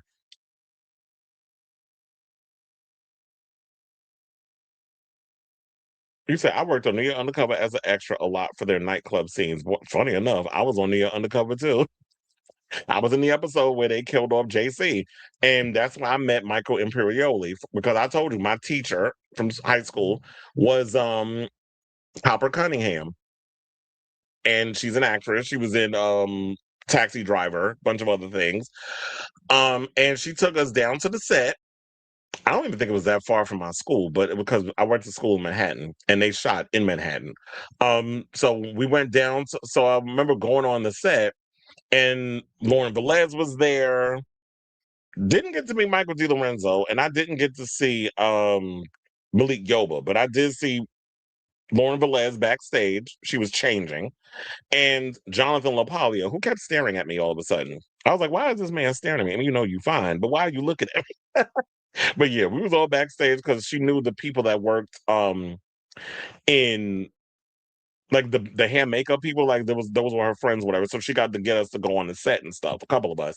And Mike Imperioli came back there. He was like, "Oh, I know." He was like, "Oh, I loved you in Taxi Drivers," and I'm sitting there like, "How do you know Scorsese?" Because you know a lot of these Italian actors they work with Scorsese, all this other stuff, so they all kind of knew who they were. And it was even though it was such a bit part, he recognized her, which was crazy.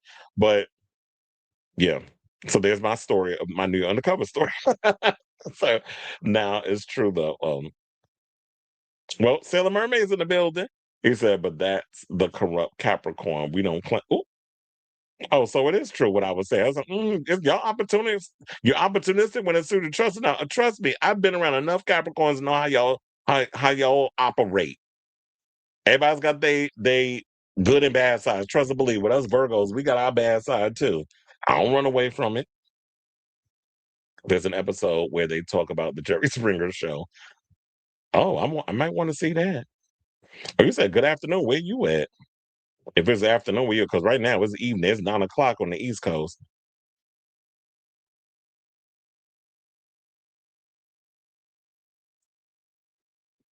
All right, y'all. That was yeah. I was like, Chad, that was a long one.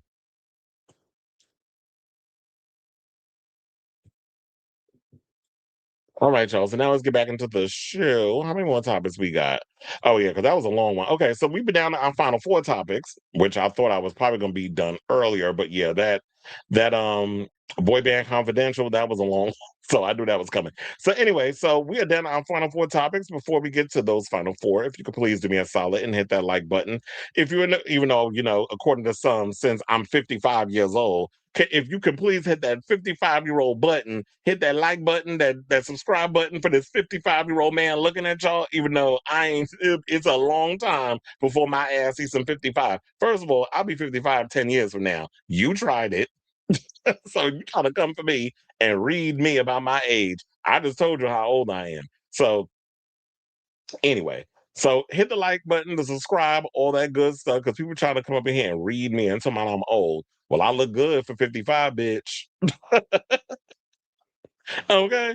So now, without further ado, let's talk about cardiovascular. That's what I like to call clavicular because I'm like, this has got to be the dumbest fucking name on the planet. So yeah, let's talk about this groiper because apparently this looks maxing influencer, which I'm like, what the fuck is a looks maxer or whatever?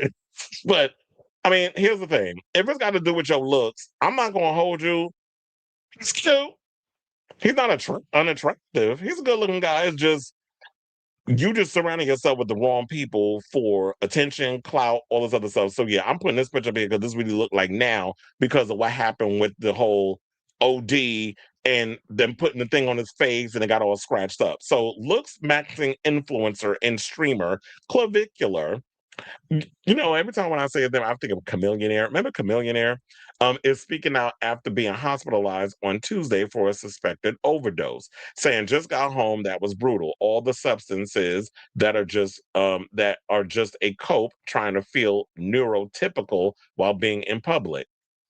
Don't he got a case of the tism? If you do, there's medications for that. You don't need to be out here doing GHB. Because I'm like, yeah, maybe somebody need to show you that episode of Ted and that episode of Queer as Folk when he did too much GHB and ended up in a damn coma. So he said, but obviously that isn't a real solution. The worst part of tonight was my face descending from the life support mask. He tweeted alongside a photo of himself. Now here you go, all you worrying about is your looks. It's scratches on your face. The shit heals. Relax. Now, the looks maxing influencer and online streamer, whose real name is Braden Peters, can't get no whiter than that name, was taken to the hospital on Tuesday. Earlier in the day, the influencer was live streaming on Kick while he was at a mall and restaurant with two other influencers when it abruptly cut off, sparking concern among fans in the live stream. The 20-year-old was seen slurring his words, repeatedly saying he's fucking destroyed, needing to sit down and later passing out. Video later showed on Twitter, video on Twitter basically showed the streamer being carried by several people to a black car as an ambulance arrived on the scene. Now, influencer Androgenic, who was with Clavicular during the incident, addressed the situation on Twitter, writing, I hadn't seen him in this state before, and he went from speaking to being fairly unresponsive in mere seconds. Well, that's what happens when you take drugs. You don't know what the fuck you're taking. Now, with a minute, we all realized the situation, turned the stream off, picked him up, and rushed into the hospital. You know what's bothering me about all of this? The fact that y'all always feel the need that y'all have to live stream everything for attention.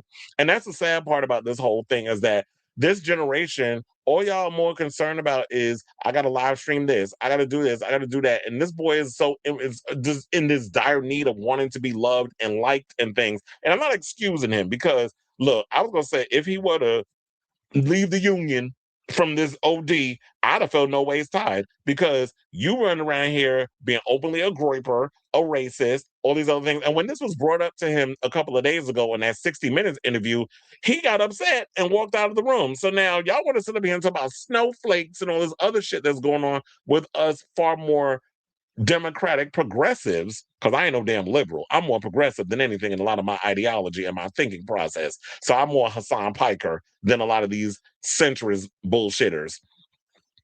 Y'all more the snowflakes than us because somebody asked y'all a question. Y'all want to sit here and call people names and shit, but somebody asked y'all a question and you want, oh, thank you for the opportunity. I'm going to leave the room now. Like a big doofus walking out of the room. And it's like, you cute or whatever, but that's only going to get you but so far.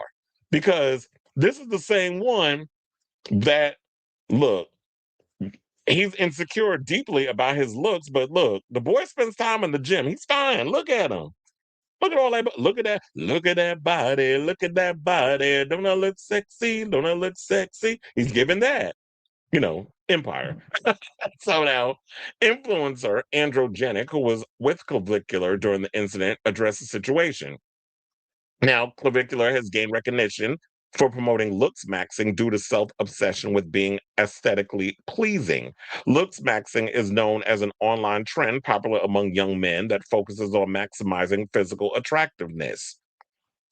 The strive to maximizing their attractiveness is done in often extreme ways, including bone smashing using a hammer to enhance facial features, which Clavicular has publicly advocated for and done. You are a mess. It's like, leave your face alone, because if you do the wrong damn thing, you're gonna end up out here looking like something out of I would have said Clayface, but nobody's seen what the footage of Clayface looked like yet. But they say he was a good looking man that ended up looking horrendous in his upcoming movie, based on what I heard from CinemaCon. So now, when one follower replied to the content creator's recent message, just autistic Max, I guess that's for being just autistic Max in public, who gives AF what others think. If I wasn't a live streamer, I'd agree with you. And this is somebody, like I said, he's young, he's deeply insecure, He's someone who's so caught up in beauty standards. And this is a conversation I think that we need to talk about, especially when it comes to men. I think not only just gay men, but straight men, I think, deal with it as well. Or men who are just trying to figure out who they are in the world. And he's young, he's like 20 years old. So in so many ways, his frontal lobe hasn't developed yet. And that when you jumping on social media looking for that love and accolades and attention and all this other stuff, and you just can't see the forest for the trees. And I'm not making excuses for him because I'm just like, hopefully you learned your lesson with all this mess. Cause this is just crazy. Where it's like, I don't even know what the hell looks back and was because I don't be paying attention to this shit. A lot of these groypers on social media doing this on the mess. And so yeah, they he got upset over that. The whole thing when I was telling you when he did the 60 Minutes Australia interview, where he was called out for hanging out with people like Andrew Tate, who they also called Guy Fieri out recently over hanging out, or I think it was at a UFC fight or something. It might have been a UFC fight that Trump was just at, where he could be, where Dana White and him was linking arms like they fucking behind the scenes. Where you had, where was I going with it? When you basically had this whole situation was like, yeah, Guy Fieri hung out with Andrew, well, basically just came over, hugged him, whatever the case. I think both the brothers was there. And people dragged him on social media. And he was just like, I don't know them people. I just wanted to say, you knew who the fuck he was. Come on now. Guy Fieri definitely gives incel tease and somebody who definitely fits within that whole bro, groiper type of situation, although he's way older, but he definitely fits within that man boy demographic. So the whole thing of trying to deny that you even know who these people are, nobody makes their way to go up to someone like an Andrew Tate and give him a pound or hug or whatever the case is if you don't know who the fuck they are. Come on now. So they also said that Clavicular is also reportedly being investigated by the Florida Fish and Wildlife Conservation because he's been in trouble quite a few times. So let's call that out. So yeah, he's being investigated by the Florida Fish and Wildlife Conservation Committee for a video appearing to show him pow-powing an alligator. Now in February, Page Six revealed he was attacked by a fellow reveler after being kicked out of a New York Fashion Week party. He was also arrested last month in Florida on misdemeanor battery charges. The New York Times reported that the influencer provoked a fight between two women and exploited them by posting it online. So a lot of them do this stuff where they literally, when you have no formidable talent to speak of, you go on social media, you create these scenarios, you turn your camera on, you invoke drama of whatever kind of situation, so that way the endorphins are going, people jump on social media and say all these things, and what happens? People start talking about it. You're going viral and stuff. And now it's this drug that you constantly have this beast you have to constantly feed. And that's what this kid is pretty much all about and doing now. But before I get up out of here, there's this kid, speaking of kids, an influencer who I actually like, and he's very smart, and he's a part of this podcast. I don't know if you've ever seen it, but it's called the Jam Pod. It's called TheJaampod. And yeah, they drop the N-word a lot on there. But it's like these young Black kids who they talk politics and everything. And they're like, I think they're like Gen Z. But yeah, they talk, because they look like they might be early 20s. But they talk politics, all this other stuff. And they're like a group of smart kids. And we need more people like them that are out here talking about this type of stuff. But he talked about the whole clavicular story. And he gave his opinion on it. And I was like, after I saw this video, I was like, I got to share it with y'all. I agree with everything he said 100,000%. And so we're gonna play what he had to say. We're gonna come back and we're gonna talk. Wait, did he actually just overdose?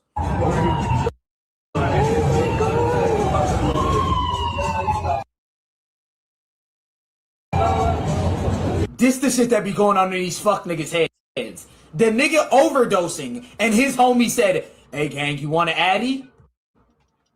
Alright, so I got a question for the niggas. If Clavicular died, with all respect, no, nigga, fuck that, bro. These niggas be saying the N-word. If Clavicular bitch ass die in GTA, are we supposed to feel bad for Phonem? I'm asking.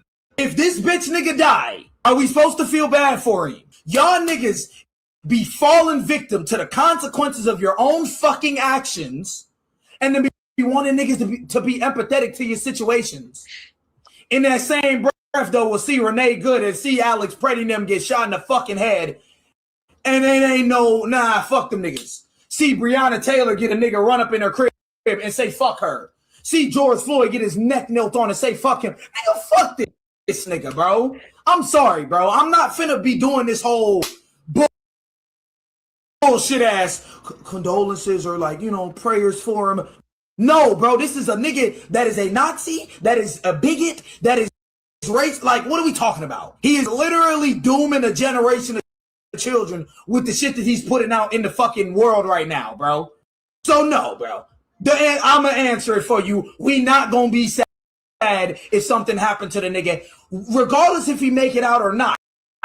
No, you not gonna get no empathy, nigga. This is what happens when you take a lot of fucking drugs instead of doing what? Coping with your own insecurities, my nigga. These niggas be sitting here, I'm on Tren. I'm on Rad 140. I'm on meth. And then they have an overdose and it's, oh my God, prayers. What the fuck are we talking about? What are you talking about? Hopefully the nigga like have a near-death experience and realize, holy shit, I'm being a dumb fuck. I'm spending valuable time on this earth being a dumbass nigga, being a absolute nuisance to society. Maybe I should change my life. Hopefully that's what happens when you get out this motherfucker. No, they're gonna call it seizure maxing.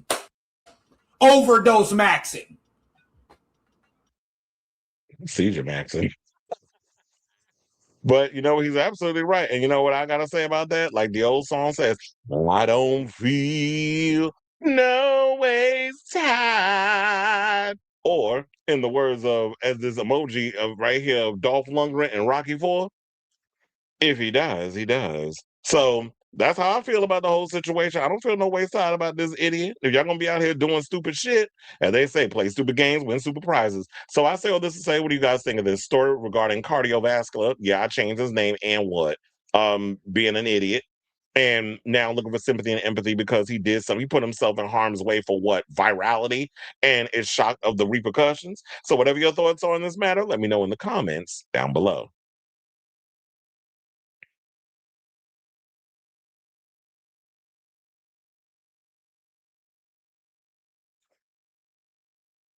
What you said? You said the OD happened after the 60 Minutes interview, Australian version that he walked out of. I'll say this about looks maxing. I've known about it for 3 years and it's changed my life. When I was younger, I actively went against my good looks just to be edgy, angsty, and now I embrace it. Well, you better embrace your good looks, Jennie. And you said there are more looks maxers that I used to watch when I had the clock app. Clavicular just got lucky and became the face of it. They're not all bigots and they don't all smash their well, I guess it's saying like it's him that's doing it. But when you have one person that's running around here that's the representation of the group, and then of course they're gonna lump everybody into that, situation. And the reporter looked hot with his God-given looks. The reporter was cute too. It's important to note that looks maxing originates from incel forums I've never been on, and if I wanted to, I could sleep with a girl tonight, but let's face it, pretty privilege gets you everywhere, and does. Yes, it does. Pretty privilege will get you anywhere over anything. Or you got to be like the opposite, which would be Donald Trump, when you got to lie, cheat, steal, and do all those things in order to get what you want, because he clearly ain't get it from his looks.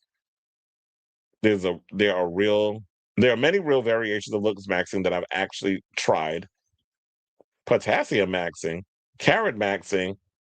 So they talking about all this stuff is like, so basically it's just to the max of whatever it is that this thing is.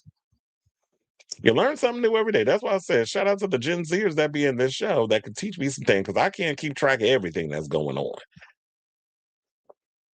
Is he going back to a club? Is he going to die young because he didn't learn? That's why I say he ain't learned shit. But we'll see. Now, if he owed, because that was the universe telling him to get his shit together. Now, if you ain't listen, God has a way of humbling you until you get the message. And sometimes the message comes in form of you being in a damn, box buried 6 feet deep. All right, y'all. So now let's move on and let's talk about Dave Chappelle, who is, I just found this funny. He was going in on the Republicans for, I guess he felt like they were using him for the whole trans thing, even though you was out here going in on the trans people yourself. So you don't like that you're using the trans people for clout for your comedy, but then when the Republican Party is doing it to you, now it's a problem because now you can't control the narrative. I guess that's what that is. So Dave Chappelle called out Republicans in a new interview with NPR, accusing members of the political party of weaponizing transgender jokes. It's kind of like what you were doing too, sir. Now, to be clear, he's been talking about trans people since 2013. So they've been on his mind for a long time until then he didn't get the virality of the trans stuff and the backlash until the Netflix specials. I just want to put that out there. So the comedian has courted controversy since 2021 after his Netflix special, The Closer, included jokes that were widely criticized as transphobic. Netflix boss Ted Sarandos defended the special at the time by citing artistic freedom, prompting trans employees and allies of the company to walk out and protest. The comedian then doubled down on the trans jokes in his follow-up special, The Dreamer. While I call him bullshit on what Ted said, I will agree with him on this. Netflix is all inclusive when it comes to freedom of speech. They have all kinds of products on their streaming service. Whereas if you go to Paramount Plus, they're starting to, because of David Ellison, they're trying to lean a certain way with their ideologies and the conversations and things that they're talking about. And you start to see it when a certain network or a streaming service starts to lean particularly one side. When you go on Netflix, you can find all kinds of stuff on their streaming service. So he said, I did resent that the Republican Party ran on transgender jokes, you know. I felt like they were doing a weaponized version of what I was doing. That's not what I was doing. This is what he told NPR's Newsmakers host, Michael Martin. I'll give you an example. Before I learned the phrase, I respectfully decline, I was on Capitol Hill and everybody ran up to take pictures with me from every congressional office. And I had just taken pictures with whoever asked. I didn't ask how they vote or what their voting record is. At first, it was CBC people. Then here comes Lauren Boebert, and she said, can I get a picture? And I had already taken 40 pictures. I didn't want to say no in front of everybody, but I didn't know the phrase, I respectfully decline. So I took the picture. And then she posted the picture before I could even get from there to the show and says something to the effect of just two people that know that it's just two genders, just instantly like weaponized or politicized. So I got into the arena and lit her ass up for doing that. And she should never do that to a person like me. So, like I said, you were upset because you couldn't control the narrative, and you're shocked that a Republican like Lauren Boebert, who likes getting finger banged at musicals, is running up in there using a picture of you and just creating whatever narrative that she can around that to get her base riled up and to get people like liberal media, whatever the case, or whoever talked about it, because I didn't even know about the picture because I don't follow the bitch. So to get certain bases or whoever riled up and probably to blind her base who just are just gonna go along with whatever ignorant shit because it, wets their noodle. So you're surprised that people could just take whatever narrative they want from a photo of you and just make up whatever? Welcome to the new America of free press or whatever kind of press they want or that whatever narrative they want to do. Now, of course, as this story made the rounds, people got on social media and pointed out the obvious flaws in what he said. Now, one person said, you just hate that you became the white man's poster child for bigotry because now they can turn to you and say, even black people agree with us. Look at this one. Exactly, because they was doing it when it came to people like Snoop Dogg and Nelly and Nicki Minaj and all the dumb Negroes and even Stephen A. Smith with his fucked up hairline, flip-flopping back and forth and jumping on certain things. That's what they do. See that? And most recently Chili. See, that Negro over there, because they ain't gonna say that word out loud, but you know what they saying behind closed doors, that N-word. You see this girl up in here agree with us, because we all a monolith according to them white folks. So they're gonna go with that. But the person went on to say, but we told you that this would happen. We literally kept telling you to leave us alone because this would be one of the things that would happen. You were too busy getting paid to attack us, though. And that's from Asani Aman, who I guess is trans because you said leave us alone. Then another person came out and said if Dave Chappelle didn't expect his trans jokes to be weaponized by Republicans as hate speech and policy, he's the most oblivious person on this planet. But the thing is, Chappelle isn't oblivious. He's highly intelligent and perceptive. He knows exactly what he's doing. For him to now pretend he didn't expect the secondary efforts or secondary effects his commentary would create and encourage is a punk-ass coward move.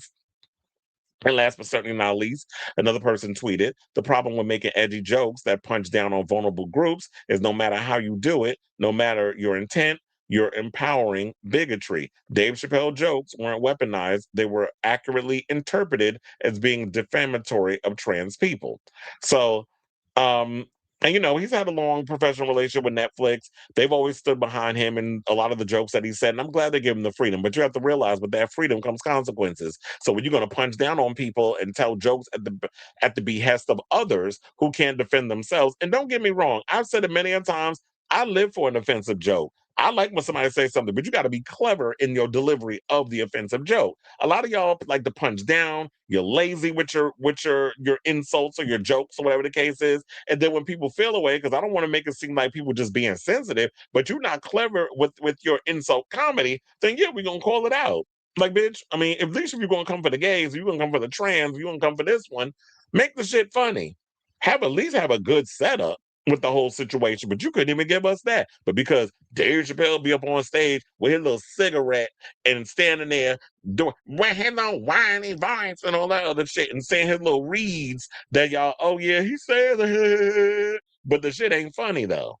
So y'all it's like the thing with Justin Bieber and Coachella. It's like y'all, the hype is bigger than the actual execution of the performance. And then you watch the performance, like, that's it. So hype the shit up for it to be something, and then we watching like, this can't be what you just delivered. That was lackluster. And that's been happening a lot with them, no shade, with them Netflix specials. So then I think he also said that he's not even mad that people take issue with his work. He said, good, fine, who cares? What I take issue with is the idea that because they don't like it, I'm not allowed to say it. Art is a nuanced endeavor. I have a belief that they are trying to take the nuance out of speech in American culture, that they are making people speak as if they're either on the right or the left. Everything seems absolute, and any opinion I respect is way more nuanced than these binary choices they keep putting in front of us. I don't see the world in red or blue. Well, most people do. So if you're able to figure out how to execute that better, then whatever. But yeah, the interview that he did with NPR's Newsmaker is on YouTube, if you give a damn. But I do agree with a lot of those people. It's just sort of like, at the end of the day, when you make jokes about people that punch down on a vulnerable group, it doesn't matter what your intent, you're empowering the bigotry, which means that because you said the joke, people feel like that they can take it upon themselves to attack other people. But then again, it's like, look, when I go into places and I want to have a good laugh, I have a laugh and I go about my life and do all the other stuff. I'm not sitting here being beholden to every little thing that's around me. And you can't control how these other people are going to take what you take. So you just have to realize that there's a responsibility with the things that you do. And if that is the case, if this is the route you're going to take with your comedy, just be a man and own it. That's all I think as a lot of people are just trying to say at the end of the day. And just know that this is what comes with it. Whether you want to cloak it in protecting free speech and I don't see in red and blues or whatever that message is that you said. So I say all this to say, what do you guys think of this story regarding what Dave Chappelle said that, he's upset with the Republicans because y'all literally came out here and yeah, he's telling his little trans jokes or whatever. And we already know this party, even most recently, Trump was out here with that fake DoorDash actress who all of a sudden just shows up at the White House and he just shows up at the door with $100 loose in his damn pocket to pay her as a tip and started asking about trans men in women's sport. I'm like, what? The man mind is deteriorating, as in real time. And we just seeing this embarrassing situation just happen before our eyes. It's like, somebody come get their grandpa and take him back to his room and give him his applesauce. and stick him in, we'll let him watch his Looney Tunes because the loony up and toga that lost his goddamn mind. And so with all this political theater and everything going on, now you're upset because these very people who are grifters that are using very much an opportunity where they see you, this celebrity that they hate all of a sudden, but they love being in close proximity of, they take the picture, then they go and they create this narrative to push this political theatrical bullshit that they're liking to pull because they got to keep up with the Joneses, they got to keep the theatrics going. And you're now mad because you can't control the narrative of this situation because there's other people taking your shit and weaponizing it. Funny how that works, right? So let me know what you guys think of this story in the comments down below.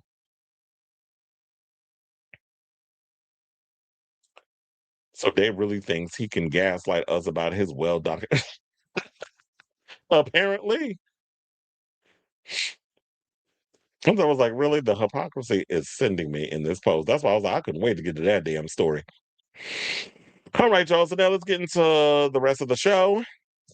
And let's talk about Walker Scobell, who plays in the show Percy Jackson. He actually is Percy Jackson. And unfortunately, he said, I'm not even getting to go to my prom this year because you freaking heifers, anytime I want to, the one, especially you girls who ain't never going to get in close proximity of Walker, he can't even go to his prom because girls are out here threatening the girl that he wants to even take to the damn prom. So let's get into the story. So Walker Scobell, star of Disney Plus fantasy series Percy Jackson and the Olympians, which I have watched, says he's going to skip his high school prom due to potential dates getting death threats from fans. The 17-year-old actor to the IG that asks his online admirers to stop harassing his real-life classmates. He said, just to let everyone know, I will not be attending prom. Please stop sending death threats to every teenage girl who could remotely be associated with me based on their proximity to where I live. It's not fair to them or their families. Maybe also just stop sending death threats in general. That's just not cool. Kind of weird, I have to say this. And that's what I said too. Like, a lot of y'all bitches, because this is what y'all are, a lot of you young bitches, and I don't give a good goddamn how old y'all fucking are. Your parents should have raised y'all right, because I don't understand how y'all on social media threatening girls because your insecurity is showing. Your big back insecurity is showing. And so now you're getting on social media and threatening other girls who you don't even know because you like a boy that you've seen on TV that you don't know personally. Wrap your brain around that. Do that shit make sense to you? It just, I told you I have low tolerance for stupidity. The logistics that surrounds this, I just like, it just don't make sense to me in this whole situation. And it's unfortunate because he's dealing with it. We talked about the actors from Heat of Rivalry that have to deal with this. It's like you're watching a show and you like the characters. You don't know these people personally. And then when you see them hanging out with this person or that person because you want them with this person, now you're sending death threats. I'm like, where they do that at? Now Scobell's co-star Arian Samhadri previously told Entertainment Weekly about an uncomfortable encounter with a group of 40 drunk girls. Please. Now, and funny enough, maybe it's not little girls, it's grown-ass women. That's what it is. And it's like, grown people doing this over some children? 40 drunk girls who recognized the actor said, I was feeling pretty uncomfortable, so I put my hands in my back pockets, Samhadri said. And then she reached around and put her hand inside my back pocket, and my hand's already in there. There's not enough room in the back pocket of jeans for more than one hand. She lingered there a little longer than I would have liked. Not that I would have liked it at all. So you got grown women out here, and this is why I said that we need to start holding women accountable for being inappropriate with young boys, just like y'all be so quick to get on these men when they do it to young women. It's not a rite of passage. It's disgusting. And let's stop trying to normalize pedophilia, because when it's a different gender. So now, while Scobell previously discussed going back to school in the wake of the show's success, telling People magazine when season 1 was coming out, I was on the press tour, and then I came back, and I think going back to school after the press tour was a little bit weird because I feel like I know everybody so well, and I've known them for such a long time that it's weirder to act like it's weird. I feel like you just accept it right away, and everyone has, which has been super nice to me. For me, I mean. Now, Scobell previously starred in Netflix 2022 sci-fi movie. I actually like The Adam Project with Ryan Reynolds. That was before we started disliking Ryan Reynolds because of this Blake Lively shit. But before then, I actually liked that movie. And he's gotten big. I can't believe he's like almost about to graduate high school. He also they said Percy Jackson Olympians, as y'all know, is based on Rick Riordan's book series, which kicked off with The Lightning Thief, about a teenage boy who discovers he's a demigod and has to navigate a modern world filled with mythological monsters. And so we got 2 seasons of it already. Season 3, I believe, is going to come out later this year. But yeah, this is sad that it's like, damn, y'all some fun snatchers. This kid can't even go on and like find that balance of, yeah, I'm an actor, but I also want to have some sense of normalcy. So I want to have a normal life. This is where if the part comes in that you just, and it's not fair that you can't have social media, but just don't go on social media. Don't have social media. Don't post anything regarding you, your class, even if they're just relatively like classmates or whatever. Don't post anything about your life. And I understand that in this day and age, the industry wants young people, particularly actors, musicians, whatever the case is, to engage with their fans on social media. But if this is the cost, I'd rather just be like, well, fuck y'all. I'm not doing it. The only time I'm posting stuff on social media if it's work related. I'm not posting anything personal on it. And I know you want to have your own personal documentary of things that happen in your life. Kind of like back in the day, we used to take Polaroids and all this stuff. A lot of the kids of this generation, they want to have like snapshots of their lives. And it's unfortunate that you can't have that because of you perverts on social media, grown ass drunken women with this shit, and probably young girls up in here saying disgusting things and putting out death threats on people you don't know. Y'all do know if you do take somebody's life, you going to jail.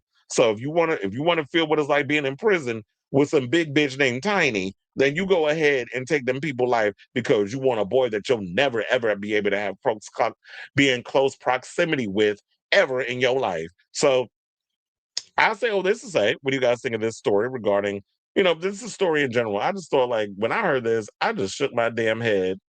And I know what was going to come out of my mouth, but what came out, came out. So whatever your thoughts are, let me know in the comments down below.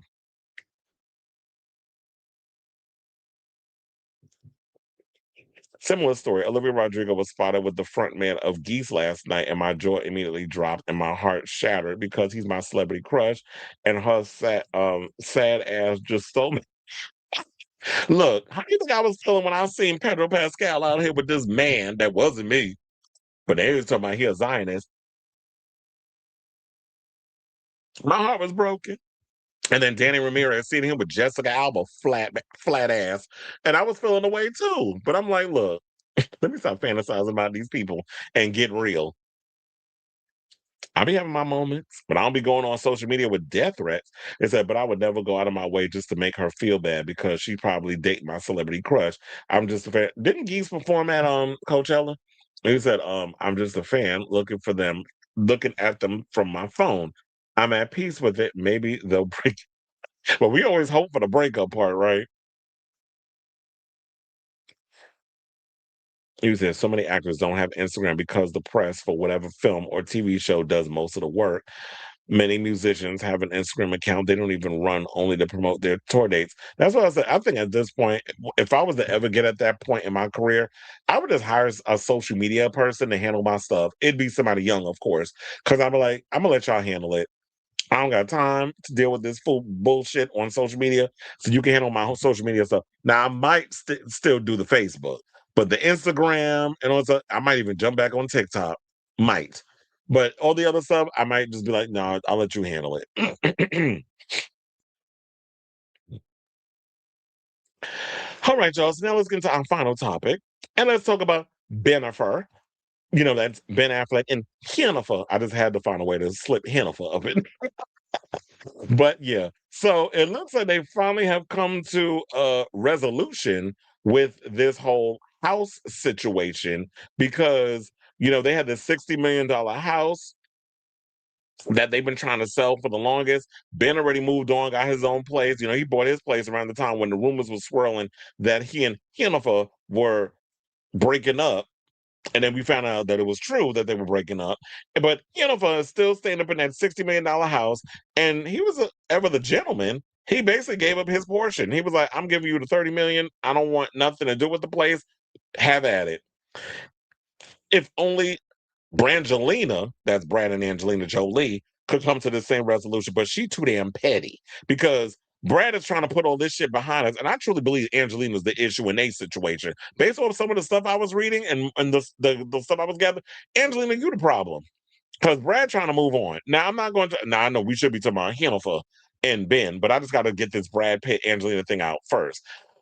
Bad enough, I mean, that one little incident happened on the plane. What was it when he smacked one of the kids? What was it, Pax or Maddox? I remember one of the kids came out, stepped out of line. Something happened. I think Brad might have been intoxicated and put paws on the kid, and it was a situation. Now it's gotten to the point where it's like none of the kids that want anything to do with them. I believe Angelina brainwashed their ass to not want nothing to do with their father, and a bunch of stuff transpired. But he's trying to deal with this whole Miraval winery situation, and she's still playing games. But so it's nice to hear that, you know what, Ben is being the bigger person. He's the adult, and he's like, a part of this property settlement agreement, I'm gonna just transfer all the property to Jennifer. So the document doesn't specify, and this is all coming courtesy to TMZ, by the way. So the document doesn't specify the exact nature of the transfer, but on Friday, sources close to the situation told the outlet that Affleck gave Jennifer his entire stake of the property at no cost. Reps for Affleck and La Lopez were not immediately available to Page Six for comment. Now, Affleck and Jennifer bought the massive mansion in Beverly Hills, California, for $60.85 million back in June of 2023 when they were still married. First of all, y'all overpaid. But then again, when I looked at the house, I thought that house is huge. But then, what would you do with something, before we get back into the topic, what would you do with something this big? Would you need this much property if you was living up in a mansion? Like, I don't know what I would do with all of that. Like, I don't think I need that. If I had been in Jennifer's money, I don't think I would want something like that big. I mean, I would get a cute little house in California, but I'd have a place in Mexico City, because I love me some Mexican men.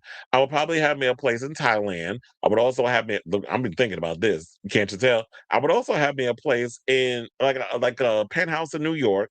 I might also get a house in Fire Island, because I would want to throw parties. I want all my gays to come over, or sorry, homosexuals to come over. We'd have ourselves a little house party. Then we go to the clubs and stuff, because I have friends at Fire Island that DJ.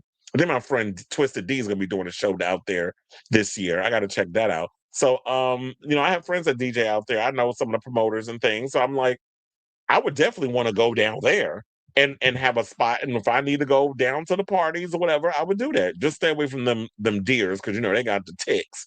So they said the 38,000 square foot home, which includes a whopping 12 bedrooms, 24 bathrooms, and a full basketball. What would you need with all of that? And a full basketball court was supposed to serve as a perfect love nest. But I feel like with something that big, how can that be a love nest? Because y'all so far away from each other. That house is so massive. Now, at the time, TMZ reported the actor and the pop star, who tied the knot in July of 2022, paid in cash for the pad. But the following June, they put their marital home on the market amid rumors they were heading for divorce. Now, despite reports that the duo were only selling the mansion because Lopez thought the property was too big for her, and that Affleck never liked the house, the singer filed for divorce 2 months later. Well, y'all was sitting there. If y'all didn't like the house, why would y'all buy it? Because y'all having a hard time selling it, probably because people feel like y'all overpaid for the house to begin with. And I think also with this type of mansion, I heard that there was issues with the house before they purchased it. So why would you want to have a house like this knowing full on well the issues that come with it? But they said the same summer, Affleck purchased a $20.5 million mansion in the Pacific Palisades to be close to his kids. That's when the rumors started swirling. I was reporting on this show that Trouble is in Paradise for Ben and Jennifer. They were trying to say be close to his kids. But I'm sitting there like, but if y'all in happy bliss and living in holy matrimony and y'all happy to be married, why would you need another house to be close to your kids? You should have thought about that in the beginning. But that was probably what the issue was, that they're trying to agree on where they were going to live. So Affleck and Lopez finalized the divorce in January 2025, and the future of the home was unclear as it was still sitting on the market. Lopez bought an $18 million home in LA the following March for her and her 18-year-old twins, Max and Emmy, who she shares with ex-husband Mark Anthony. But last summer, Affleck and Jennifer took the mansion off the market in a surprising business decision. While they have been hoping to sell the property, they've also been hesitant to take the big loss. An insider told people at the time. They said they lowered the price to get more interest, and when this didn't happen, they were advised to take it off the market. It was a business decision that they made together. The real estate insiders told the outlet that it's a rough seller's market, and especially for that price point. Taking it off the market until it's more of a seller-friendly climate seems like this. Yeah, because I was going to say that, because especially in this economy, with the way that this man is running this country into the shitter, and he did it his first term, but people got short-term memory because they were like, but we was eating good. We was getting money. It was the economy. I'm like, y'all were in Obama's economy. Now we was in Biden's economy. And now he's fucking that up. So whoever the next president is got to clean all his mess up and try to and work on getting in the good graces of our allies, which he just shredded all that, kissed all that goodbye. So now they're going to have to go groveling to all of our ex-allies to try to get in their good graces again. Because y'all too stupid to vote for one of the most incompetent fucking people in the history of presidency. Well, that was George W. Bush, but now this man makes him look like fucking Einstein. So I do agree that it is smart to take the house off the market at this point, because the economy is a bust right now. It's not a good time to be trying to sell or even buy houses in this market. Wait until things get a little better down the road. But yeah, it's hella expensive out here. This is not the time to be trying to sell an expensive ass house. I don't even know what the ask is on it. I don't even think it mentioned it in the article, but we know the house is worth, as we said, $60 million. So I don't even know what exactly is the number that they're trying to have it go for now. So, Jennifer was talking about how she in her happy era, all this other good stuff. Good for her. But I still think y'all overpaid for that mansion. You don't need nothing this damn big. So shout out to you, Ben. And shout out to you, Miss Jennifer Lopez. So I'll say all this to say, what do you guys think of this story regarding this whole situation about, Ben was nice enough to give, maybe this is his way of being like, you know what, I'm done with all this stuff. I don't want to have to keep being, I don't want this to be the thing that keeps us connected. I'm ready to put this marriage behind us. I'm ready to move on. I'm just over whatever. And this is the last thing that's keeping us kind of connected in this situation. Let's just go our separate ways. You go your way, I go mine. You do your thing, I do my thing. Leave me the hell alone. This is his way of getting away from her. So let me know what you guys think of this story in the comments down below.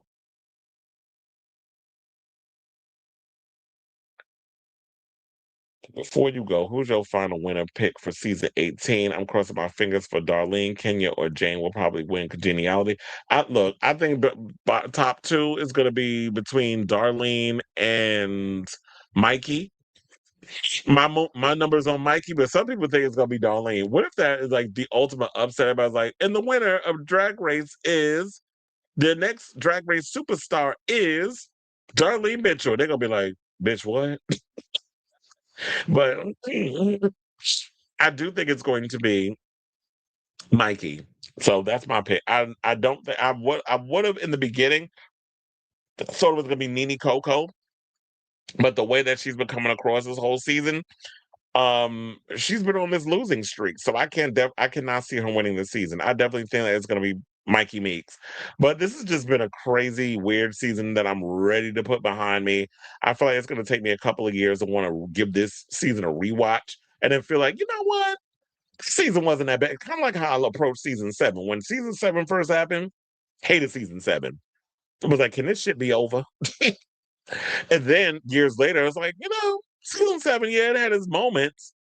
Some of them challenge the challenge episodes, like what they had them do, I hated. But I'm like, it's not so bad. But yeah, so it's going to take me a while to watch season 18. But I do hope that we get Madonna to show up as the main girl in the premiere of season 19.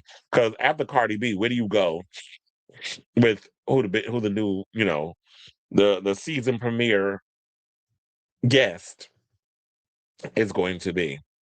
And I think Madonna's definitely humbled a lot. So all the other stuff that she went through in the past, like what RuPaul wrote in his book and the cease and desist thing with Michelle Visage over the look, I think that's all water under the bridge. Maybe they even make jokes about it.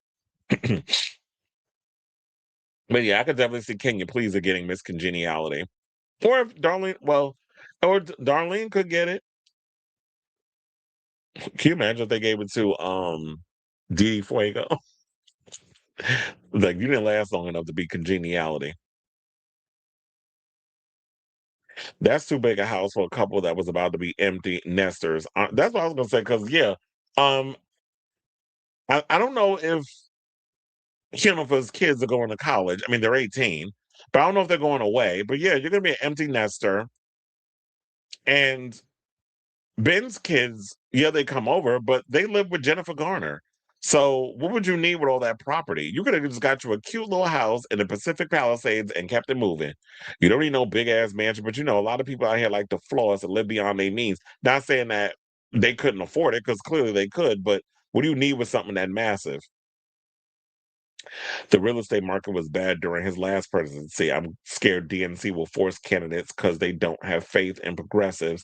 It's not about that they don't have faith in progressives. They don't want to change. They don't want to evolve. They don't want progressives to come in because they're so cut to the money, being, APAC and the Israel lobby and all that stuff. So they don't want change. That's what the issue is. They want to act like they're doing stuff, but they don't do shit. We've seen it from the Hakeem Jeffries and the Schumers and and the lot, and Elisa Slotkin and all of these types. So um they're trying to destroy Hassan Piker. Then one, I don't know who it was, but then they went and mentioned Zoran. I'm like, y'all didn't even endorse Zoran when he was running. So don't even come up here and try to take that credit, because he's a democratic socialist, which a lot of you are not. And we don't want a centrist. Like we said at this point, if you're not denouncing Israel, you're not getting elected. We've been saying this many a times. Even Al Sharpton, emaciated, little crypt keeper looking ass, doing that recent thing, which one of my coworkers' wife was at that event. He showed me the pictures. We were having a conversation at the garden. He was like that his wife wound up getting up. I said, "Why didn't you go?" He said, "I wasn't getting up that early." He said, "I'm gonna let her go." So she went to the whole thing where Al Sharpton was interviewing Kamala, where she was talking about she was gonna run. Also, I said, "Yeah, y'all the MSNBC's, the MS Now CNN types." But I said, "I'm a little too progressive. I would never vote." Well, I will admit, I did vote for Kamala, even though I did not agree with the whole her political standing and all this stuff. I just felt like, because I have been led to believe this thing of, oh, you're wasting your vote, or whatever the case is. Now that I think I'm way on the other side of progressiveness. I'm not allowing my votes to be taken for granted. So if you're not going to primary people or whatever the case is, I'm just going to sit my ass home and I'm not voting. And if you get mad, oh well, suck my dick from the back, because I'm not going to get out here and just give people my vote just because it's a Democrat. If it's not going to be other people, different varieties of different people within the party that's going to get the opportunity to go out and run, give them the opportunity to run on whatever policies. Whoever's the best one, I'll vote. I'm not voting for Gavin Newsom either. So there's that one.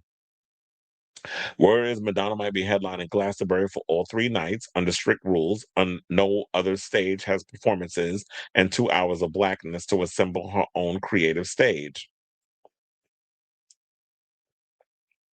That sounds interesting. That it's like, yeah, we need 2 hours so that way they could assemble and put us somewhere. Because it does. What a lot of people don't know is that it takes a while to assemble and disassemble those stages. Like a lot of times when I'm at the garden and we have shows and we see, like, as soon as the lights come up, as soon as the lights come on, the crew come right out with their helmets on, and we're getting the people out of the arena. People still want to stick around and take pictures, and they don't realize why we do that. We're not doing it to be rude.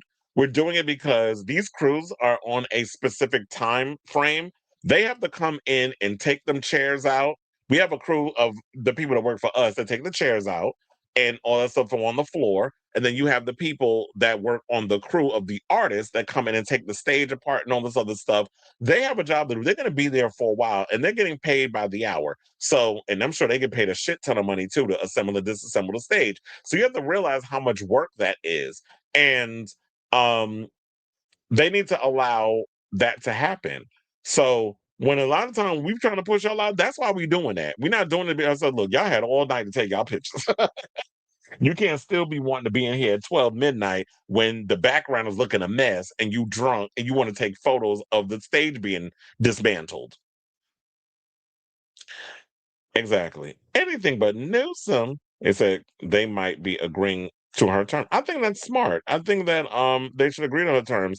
And even if she does like a 10-minute thing for that, I definitely think Glastonbury's smart because it's overseas. And more people will be taken to that versus the thing. And look, just like similar how, and it could be done, they could take 2 hours or whatever to put a stage together, only because look how fast they assemble a stage when they do the Super Bowl. So it's possible. And then literally it take them like 10 minutes to put together that. So if you got a crew of people that know what they're doing when they put all that stuff on, the lighting and all that other stuff. But the only crazy part, you know how technical she is with a lot of her stage stuff. So we got to make sure the lighting and the audio and everything is on point because we don't need Madonna being late because you know she loves doing that. I actually do think she might be performing with Sabrina. Yeah, she definitely is. But I don't know if I'm going to stay up till 1 a.m. again. Yeah, because I don't know. I think when is it? Friday is when her performance is. I might actually stay. Well, if it's Friday, I might stay up for that. But because Saturday, I think. Well, look, I have to check my schedule because on Saturday I know it's I got to do my schedule. Well, I told y'all while I was on the live, my schedule for the playoffs came out, so I got to check to see which days I got. Hopefully, they don't collide with City Field, because then I got to let the shop steward know I can't work. Because no shade, but the garden comes before anything. So, I'll have to look. I'll have to look into that, and then it's like if I could work out the times or whatever, I'll probably stay up and watch it. Justice Clarence Thomas is looking for a way to Supreme Court to ban oh, please. Somebody just put that coon under the prison because he's a sexual abuser too. And it's not alleged. We believe in Nita Hill and make sure it doesn't go mainstream and ban them, whatever. He needs to go play in traffic. I can't stand that man. But anyway, we're at the end of the show, y'all. Thank you all for tuning in to the latest episode of Chris Avalon Unfiltered. Please hit that like button and subscribe. Also, smash the notification bell so that way you know when we go live with a brand new episode of Chris Avalon Unfiltered. I'll be back on Friday. Only because it's like I got some things to do in the morning, whatever the case is. But later, I'll just probably do a later show. Try to see if I can put something together so that way by the time, because I'm going to go. I think I want to try to see if I can go to the movies, the gym, take care of some other things, and then come back in time, do a show before the finale of Drag Race. But then again, I'll be recording it, so I'll watch it later. And then I got to watch that and then squeeze in the Sabrina Carpenter performance because I think she is performing Friday, right? So it's going to be a busy day for me. I'll be back on Friday. And of course, by that time, the new Madonna single will have dropped. And I'll be giving my overall thoughts about it and all that other stuff. Hopefully, we get the track list, which I'm believing that they said something as an addition. I don't even think they mentioned how many tracks that's going to have. But we'll break all that down when Friday comes. So I'll be back on Friday with some more tea and some more stuff to spill regarding celebrity news and hot topics. Look, at least I gave y'all 3 days this week, which is not usual because I'm always busy with stuff. Yeah, with 16 tracks. I know I read something, and it's supposed to preview her world tour before she launches in Australia in July. Yeah, 16 tracks. Well, look, I'm here for the 16 tracks because Confessions had less than that, right? Didn't they have like maybe 13 or 14 or something? I don't know, maybe less than that. Might have had 12, but which I wanted more. But 16 is enough for me. It's been a minute. You owe us a lot of tracks, music wise. So, and I hope they're not 2.5 minutes. Says you don't need to follow this new trend of the Pink Pantheresses where they're giving us a minute and a half dance tracks. We don't do that over here. The deluxe with the unmixed version is streaming. Once again, the nonstop mix is only on a 12-track CD and 1 disc vinyl. Well, I'll be buying all that stuff when it becomes available. I see Amazon got all that stuff over there. I might just buy it from them. So Love you all for watching. Thank you for your continued support. Hit the like, subscribe, all that good stuff. And until next time, ciao, darlings.